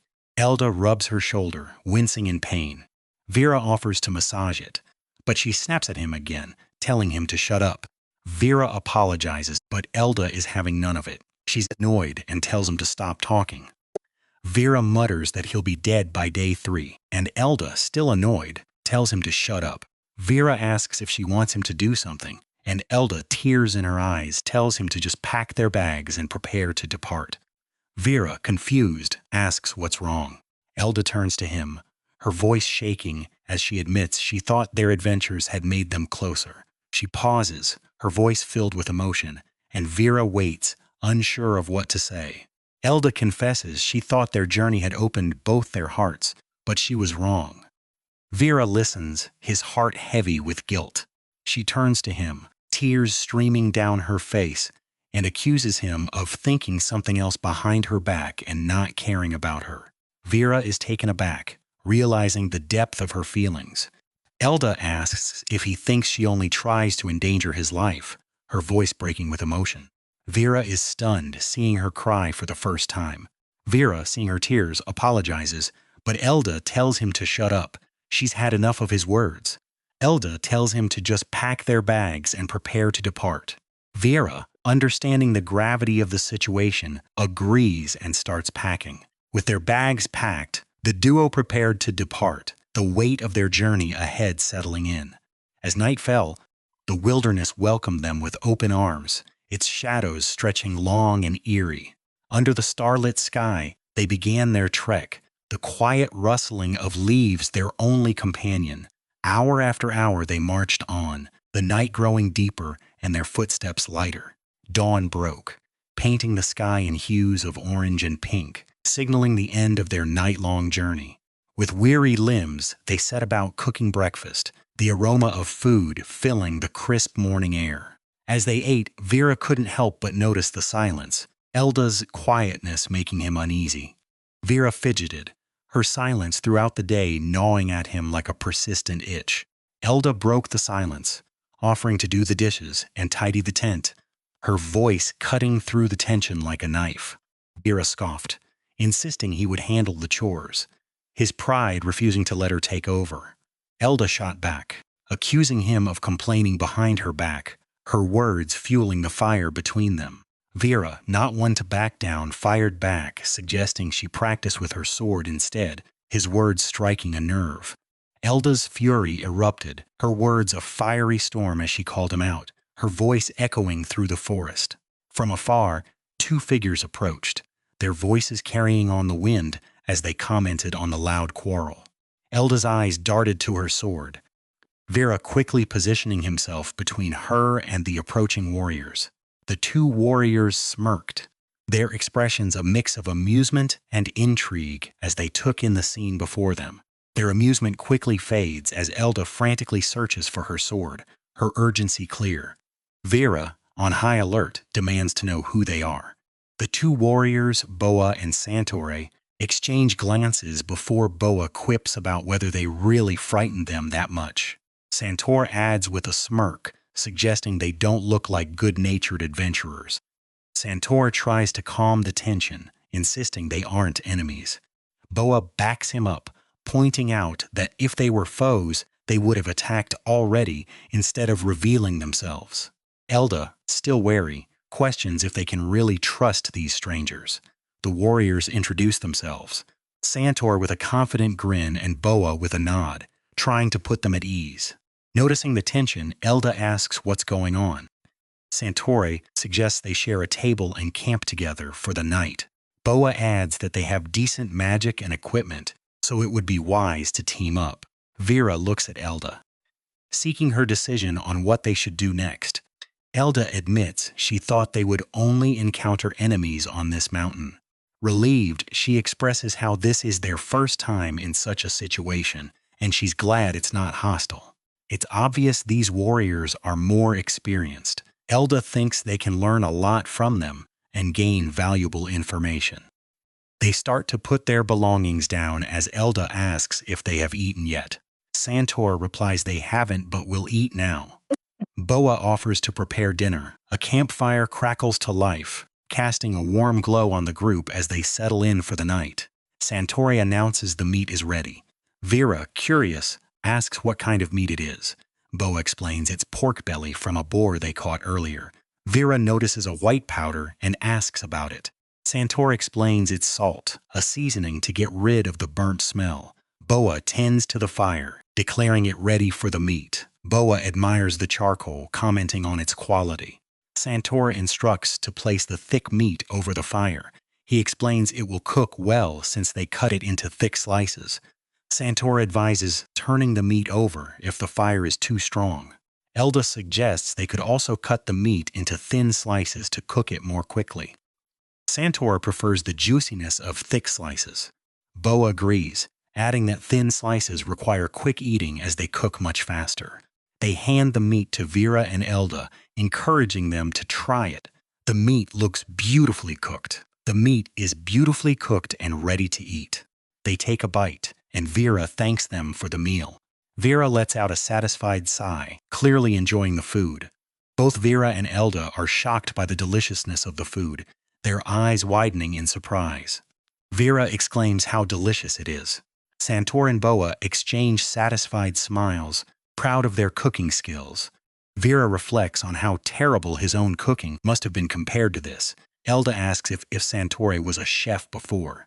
Santore laughs, saying it's just a basic skill for adventurers. Vera mutters, glad he didn't show them his cooking. Boa, in high spirits, suggests they toast a drink. Santore comments on her good mood, and Vera exclaims in agreement. The group shares a meal, their laughter and clinking glasses echoing through the night. Spirits are high, and the camaraderie is palpable. Santore announces the tent is ready, his voice cutting through the chatter. The group turns their attention to the newly set up shelter. Boa admires the tent, noting it's much better than theirs. Santore boasts about their cash, hinting at their preparedness for the journey ahead. Santore pulls out a crystal ball, drawing everyone's curiosity. Elda comments on the magic pouches, and Boa explains they are secondhand and cheaper. Vera's eyes widen as he asks about the kind of magic carved into them. Santore explains the dark magic, how it covers a space with darkness to prevent light from leaking out. He emphasizes its effectiveness in the woods at night and the importance of staying vigilant. Santore continues, explaining that the magic will stay active until morning if placed in a special holder. Vera is impressed and asks if they can transfer the magic to a stone. Santore chuckles, telling Vera they are not magicians, and advises finding one who knows the spell. He suggests going to a big city for that. Boa mentions that adventurers often spend more on equipment than weapons. Elda expresses her newfound interest in such items, and Santore comments on their experience. The dark magic activates, cloaking their surroundings in a veil of darkness. The group marvels at the effectiveness of the spell. Santore explains that magicians are rare and set their own prices, so negotiating skills are crucial. Elda understands that even finding a magician might not be useful if they don't know the spell. Santore comments that Elda and Vera seem new to adventuring. Boa, curious, asks if they are a couple. Vera quickly denies, stating they are master and servant. Elda, curious, asks about Santore and Boa's relationship. Santore mentions it's been a few days since they've been together. Boa adds that as long as their interests align, they can achieve anything together. Vera admits he thought they were lovers. Elda asks about their mission, curious about their goals. Boa reveals she was ordered to get wyvern eggs from the village they are heading to. She then asks Elda and Vera about their adventuring goals. Elda says they are just traveling the world. Vera starts to say something but stops himself. Elda announces they will depart early tomorrow morning. She also mentions it's their turn to keep night watch first. Santore thanks them and asks to be woken up if something happens. The group prepares to settle in for the night. Everyone retires to their tents, bidding each other good night and wishing for a restful sleep. Vera turns, his mind racing with thoughts of the night's events. Boa invites Santore into the tent, and he follows. Vera watches, wondering if they are sleeping together, but the tent is quite large. Vera ponders what he will do when the night watch is switched. Elda, cramped in the tent, tells him to get out. Vera agrees, realizing there's no way he can sleep in there. Elda lies in the tent, her thoughts racing. She wonders what she should do and if she can really sleep. She realizes that only Vera will sleep outside. Just as Elda wrestles with her thoughts, strange sounds echo through the night, causing Vera to stir in surprise. Elda's curiosity peaks as she wonders what's going on outside. Meanwhile, in another tent, Santore's voice booms as he warns Boa that everyone can hear them. Boa responds with a playful remark about keeping things light, much to Santore's chagrin. Boa quickly shifts gears, insisting they need to warm up Elda's tent. Santore, taken aback by her bluntness, can't help but comment on her honesty. Outside, Vera hears the unmistakable sound of a kiss and lets out an embarrassed gasp. Flustered, Vera calls out to Lady Elda, who responds with a questioning tone, wondering what all the fuss is about. Vera, barely able to get the words out, reveals that the others are kissing, leaving Elda unfazed. Elda turns to him with a casual demeanor, asking what the big deal is. She continues, teasing Vera about his reaction, and even suggesting that he might be jealous or want to join in on the fun. Elda doesn't let up, asking if Vera is nervous about seeing such displays of affection and if he'd like some of that action himself. Vera, completely flustered, shouts back that Elda is insane and that such talk is inappropriate, especially coming from a princess. Elda huffs, unimpressed by Vera's reaction, while he mutters about her lack of shame and poor jokes. Elda, hearing this, demands to know what he's mumbling about, threatening him playfully. After the awkward exchange, Elda admits that even she found the situation a bit embarrassing. She recalls a conversation with her brothers about adventurers and their passionate encounters, realizing that what they said might be true. Vera sits alone outside, listening to the sounds of the night, lost in thought. After a while, he mutters to himself, reflecting on the night's events.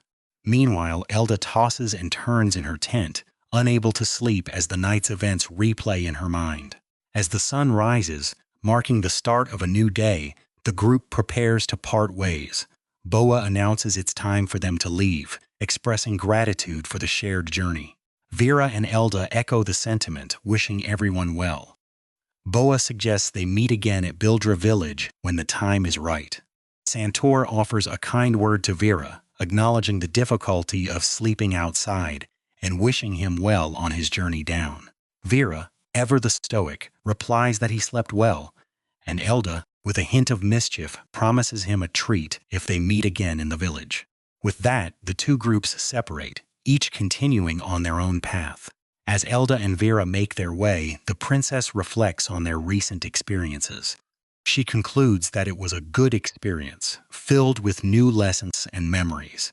Elda muses about the essentials of an adventure, from camping equipment to magic and delicious meals, each element contributing to the journey's richness. With a sense of purpose, Elda declares it's time to move on, and Vera agrees, ready to face whatever comes next. Together, they venture deeper into the forest, their bond strengthened by the shared adventures and the promise of more to come. Vera gazes at the steep mountain path ahead, muttering about the challenging climb that lies before them. With careful steps, they begin their descent, the rocky terrain testing their endurance and balance. The rocky trail stretches out before them, each step a small victory as they navigate the treacherous path. Finally, the forest comes into view, its ancient trees standing tall and offering a sense of relief from the harsh mountain terrain. Elda lets out a sigh of relief, the exhaustion of the descent evident in her voice as she speaks. She expresses her exhaustion, glad that the grueling descent is finally over. Vera notices Elda's silence, wondering why she hasn't said anything for a while. Elda breaks the silence, suggesting they set up the tent for the night, and Vera agrees without hesitation. Before resting, Elda insists on surveying the temple first, cautious of any potential monsters lurking inside, and Vera nods in agreement. They step into the temple, the ancient structure looming around them, its secrets hidden in the shadows. Elda's eyes widen as she spots something remarkable, urging Vera to look at her discovery. Vera lets out a gasp, and Elda's voice trails off, both of them in awe of what they see. Elda identifies the object of their amazement, a statue of Queen Aire standing majestically before them. Sitting before the statue and a bonfire, Elda explains that to uncover Queen Aire's final legacy, they must first understand her origins. Elda begins to tell a story to Vera, revealing that Queen Aire was originally of the lowest common birth. She continues, noting that there was nothing particularly special about Queen Aire's childhood in the records. Vera interrupts, questioning how a lowly commoner could become a queen, and if it was through marriage. Elda dismisses the idea, pointing out that such a person would not become a legend. Although not written in the records, Elda shares that Queen Aire spent her childhood climbing around a dangerous mountain as if it were her own place. She was loved by her family and lived happily as the eldest daughter of a farmer. Despite her young age, Queen Aire was said to have outstanding talent in hunting. She lived a peaceful life until one day, a companion pointed her out on the mountain. That day, she went to the mountain to find meat and herbs for her sick younger brother. When she returned after gathering the herbs, her whole hometown, including her house, was ablaze. The whole continent was in the midst of war at the time, so it was common for small villages to be invaded. Aire slides down the mountain as fast as she can, her heart pounding with fear and determination. As soon as Aire arrived at her village, the reality of the situation hits her hard. She watched her house get engulfed in flames, with no miracle in sight. Despair threatened to consume her, but she held on to a glimmer of hope. Suddenly, 2 soldiers appeared, noticing her presence. They decided to catch her alive, but just as they approached, a miracle occurred. One of the soldiers got shot right in the eye by an arrow. The other soldier, taken aback, tried to threaten her, telling her not to attack and just follow them. Aire, with newfound determination, declared she would take down both soldiers with her bow. The soldiers, caught off guard, groaned in pain and frustration. She took those soldiers' weapons, holding them for the first time in her life. A cavalry soldier charged at her, but she stood her ground, ready to face the challenge. With a swift and decisive move, she stabbed him to death and took his horse, her heart racing with adrenaline and fear. And with newfound courage, she rushed towards the enemies, her determination burning brighter than the flames consuming her village. Vera, astonished, asked if Queen Aire received any martial arts training, wondering how she suddenly became so skilled. Elda confirmed there was no record of that, reiterating that she was just a lowly commoner. Elda concluded that Queen Aire was a genius among geniuses, someone who would never appear again. With a newfound resolve, she charged ahead at 500 soldiers, her courage and determination driving her forward. The soldiers, watching her charge at them, were taken aback. They questioned among themselves, wondering if that was really a woman, and if there was a reckless fool among them. With the soldiers still questioning her identity, she charges at them fiercely on her horse. The horse leaps towards them, causing the soldiers to scatter in surprise. Caught off guard, the soldiers struggle to react as Elda mentions the slaughter of Hu soldiers, leaving Vera staring at her in disbelief. Vera's skeptical expression prompts Elda to question his doubt. Elda explains that despite the unbelievable odds of one person against 400 soldiers, it was a historical fact recorded in both countries involved. She further clarifies that the event marked the first appearance of the Queen and was well documented in the histories of both the Kingdom of Demas and the country of Dagiria. Vera struggles to believe the tale, but Elda's detailed account makes him reconsider. Elda continues, describing how the remaining 100 soldiers fled in terror, screaming about a monster. The blood-stained queen, however, decided not to pursue them further. Looking up at the sky, she cries out to the goddess Daya for the will of the people, marking the start of the legend of Aire. Elda concludes the story, leaving Vera curious about what happened next. She mentions that Aire continued her journey with her friend, piquing Vera's interest even more. Vera asks what happened next, but Elda, watching him listen intently, finds it cute and decides to leave him in suspense. She tells him to turn the hourglass over and wake her up when all the sand is done, signaling it's time for her to sleep. Vera, now curious, asks about their equipment, wondering why a royal princess would have such basic gear. Elda warns him not to ask such questions, hinting at a deeper reason. She reveals that she sold all their equipment to save his friends, leaving Vera shocked.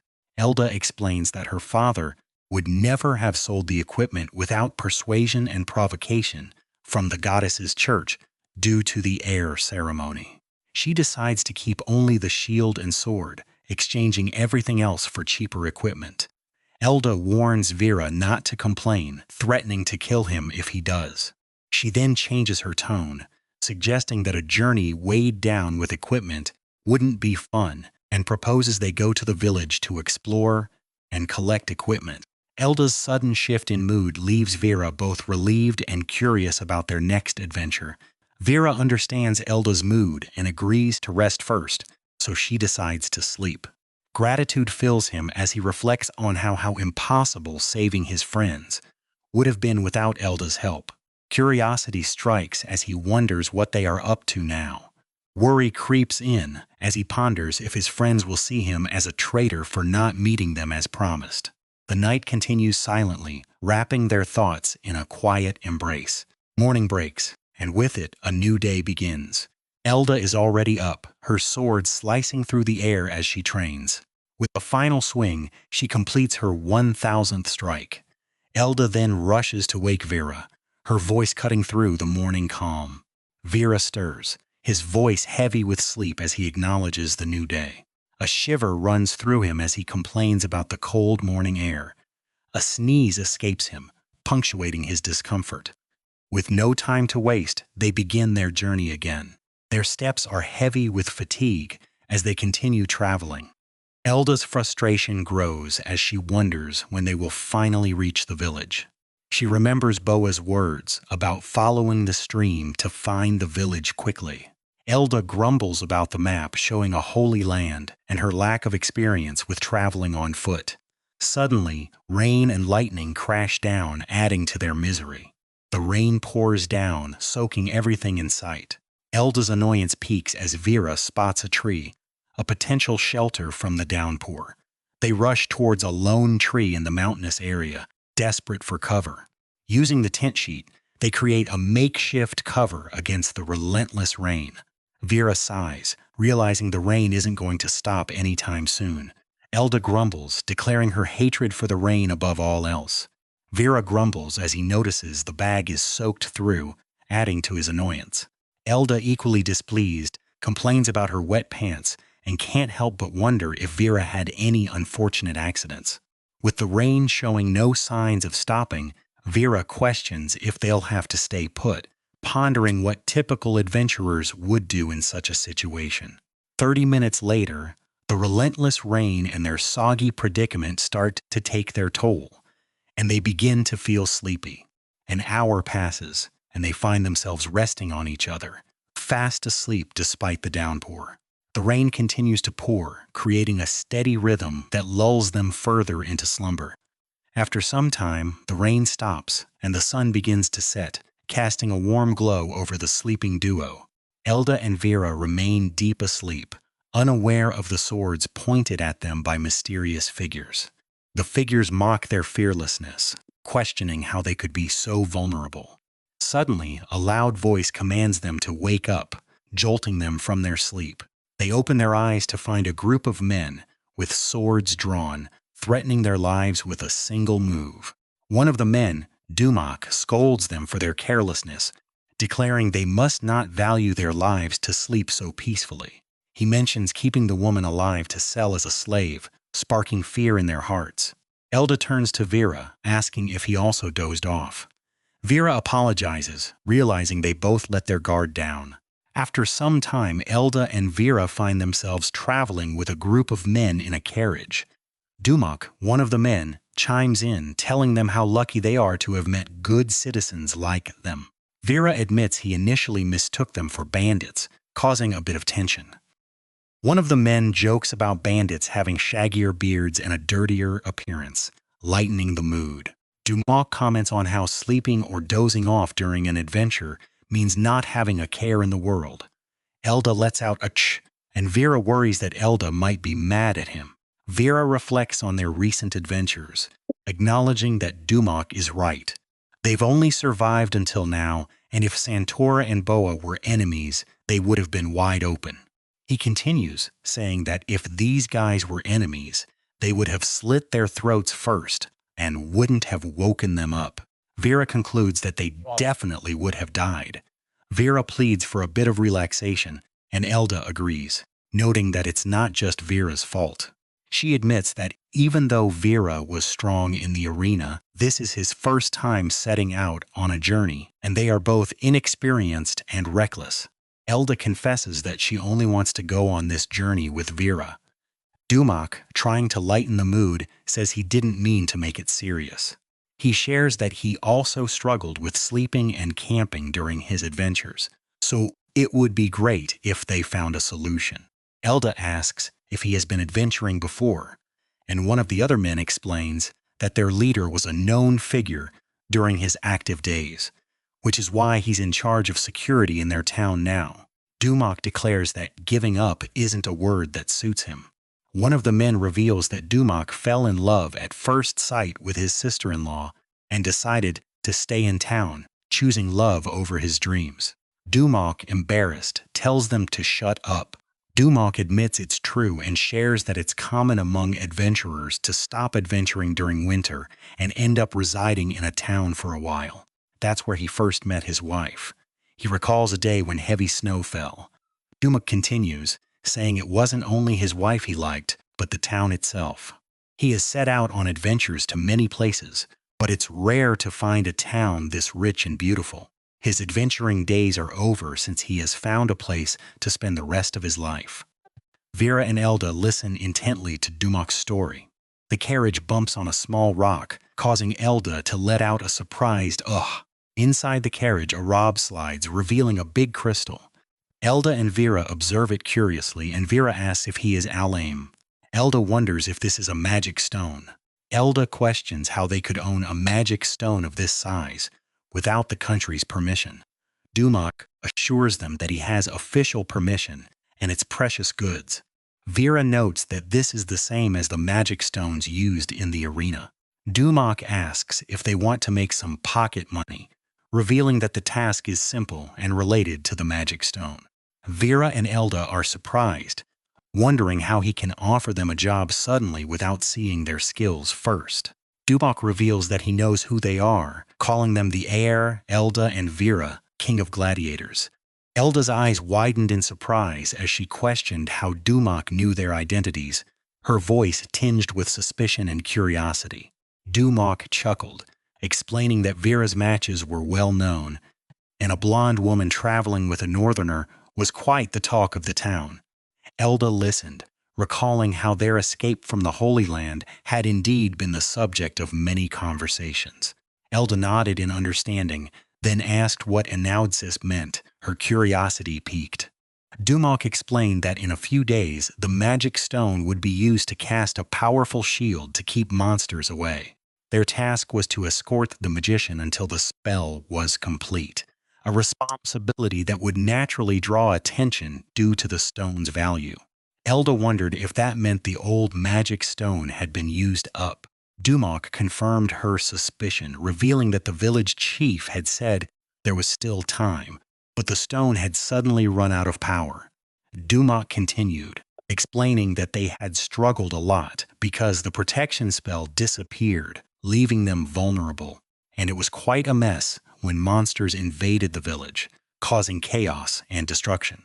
Fortunately, they managed to get through the crisis when adventurers heard the news and came to give them a hand, turning the tide in their favor. The magician who came had also decided to help them cast a powerful barrier at a cheap price, offering a glimmer of hope. Elda asked if they could also request magic for their camping supplies, always thinking ahead. Dumak agreed to take Noisa Sis No and assured them it would go without a hitch, easing their worries. Vera then noticed something unusual, his senses heightened by years of battle. It was smoke from afar, a sign of something amiss in the otherwise peaceful village. Upon closer inspection, it turned out to be food being cooked, a mundane sight that brought a sense of normalcy. A man and a woman were observing the carriage from afar, their intentions unclear. More adventurers were arriving in the village, and the question of their strength lingered in the air. It was a dark elf and an orc, their presence adding a touch of danger to the scene. The dark elf questioned what they would do if the adventurers intervened with their work, to which the orc responded with a chilling promise to kill them all. Back in the village, Dumak assured them that this place was good, and they could stay there, offering a sense of security. He told them to let him know right away if they overcharged them, showing his concern for their well-being. Elda thanked him, grateful for his kindness. Dumak replied that it was an honor to meet the famous Elda de Springers, the ever-so-benevolent and intelligent princess, and the sacrifice of the Aire Ceremony herself, his words filled with admiration. Vera interrupted, questioning which part of this punk-looking Lady Elda was benevolent, his words causing Elda to clasp her hand as if about to activate the magic constraint. As Dumak left, Vera knelt in apology, admitting he had committed a grave sin. Elda warned him to keep crossing the line if he wanted to get scolded again, her tone firm. Dumak, overhearing, remarked on how frightening it was to see the monster of the arena tamed so easily. They then entered the inn, ready to rest after a long day. Elda complained about the room's size, grumbling about the high charge for such a tiny space. Vera started to reminisce about the last time he had a proper bath, but Elda quickly interrupted him, warning him not to touch anything. Elda shrieked about the head lice and mites, covering him, causing Vera to question how he's supposed to deal with them without catching each one individually. After some time, a hot bath was prepared, and Vera eagerly put his hand in the water, ready to cleanse himself. The water was hotter than expected, causing Vera to yelp in pain and quickly pull his hand out. Despite the initial shock, Vera hesitantly entered the bath, determined to get clean. Elda, annoyed by his noise, told him it was good enough and to stop complaining. Elda asked if Vera was ready, and he eagerly responded yes, ready to finally wash away the grime of their journey. Taking a deep breath, Vera prepared himself for the plunge, but the heat still caught him off guard. Counting to 3, Vera dove deep into the water, realizing just how long it had been since he last bathed in hot water. Vera acknowledged that there was no other way to cleanse his body of all the lice and mites that had accumulated during their journey. He was surprised at how much dirtier his body had become from just a short journey compared to his time as a gladiator. The water quickly turned black as he finished bathing. As they went through their clothes, Elda couldn't help but exclaim at the smell. Vera wondered if the stench was coming from his own clothes, realizing that the rain-soaked garments had been tucked away without a chance to dry. They handed the clothes to a washer, asking them to clean the garments. The washer agreed, and Vera left his old clothes to be washed, keeping only the ones he wanted to wear. Vera marveled at the magic clothes box, which could clean and restore clothes embedded with a magic stone, making them look new again. He was relieved, thinking he would have to keep wearing tattered clothes. Looking at the leftover money, Elda worried aloud if it would last for 3 days. Vera noticed her concern after spending a considerable amount on lodging and laundry. They had skipped lunch and gone straight to bed after cleaning their luggage. Vera fell asleep quickly, grateful for the safe place and hot bath. Vera woke up as the sun set, his stomach growling with hunger. He tried to wake Elda, telling her she should eat, but she was sleeping soundly, exhausted from their journey. Deciding not to disturb her, Vera left the sleeping princess behind and went out to find food, determined to appease his hunger. This was the first time in his life that Vera had gone to a restaurant alone, feeling a mix of excitement and nervousness. The tavern was lively, with patrons toasting to surviving another day. Vera decided to join in the celebration, ordering the recommended fish dish. The noisy atmosphere reminded him of his gladiator days, making him feel right at home. As he enjoyed his meal, he couldn't help but overhear the boisterous conversations around him, some of which were quite humorous. Vera orders a fish, enjoying the simple pleasure of a meal without the usual constraints of his past life. Savoring the taste of freedom, he reflects on how different this experience is, spending Elda's money, yet feeling a sense of independence. Memories of his time in the arena flood his mind, wondering when was the last time he ate without worry or fear. The absence of chains and the weight of his past life make this moment even more liberating, a feeling he never thought he would experience again. With a newfound determination, he considers his current situation and the path ahead. After his failed escape attempt, he realizes that running away from Lady Elda is not an option, at least not for now. Instead of dwelling on the impossible, he decides to focus on finding Queen Aire's treasure, believing it to be the key to his freedom and reunion with his friends.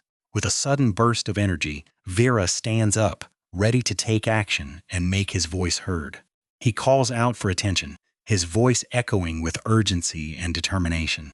The room falls silent as all eyes turn to Vera, the senior adventurers listening intently to his plea. He inquires about Queen Aire's lost legacy, hoping someone in the room might have information that could aid his quest. The silence lingers, everyone seemingly at a loss, confused by his question. As dawn breaks outside, the village wall stands tall, casting long shadows over the quiet streets. Against the wall, a man lays on the ground, clinging to it as if seeking support or perhaps hiding from something unseen. A cloaked figure approaches, their voice soft yet carrying a weight of sorrow and longing. The man in the cloak speaks of a long wait and a promise to meet someone, their words filled with emotion. Tears stream down the cloaked figure's face as he promises to bring a gift soon, asking for just a little more patience. Lady Elda, witnessing the scene, calls out to the crying man, her voice filled with concern and curiosity. She asks if he is planning to jump into the water and what has caused him such sorrow, offering her help. Unbeknownst to her, the sorrowful man she encounters would lead them into a path of darkness and despair.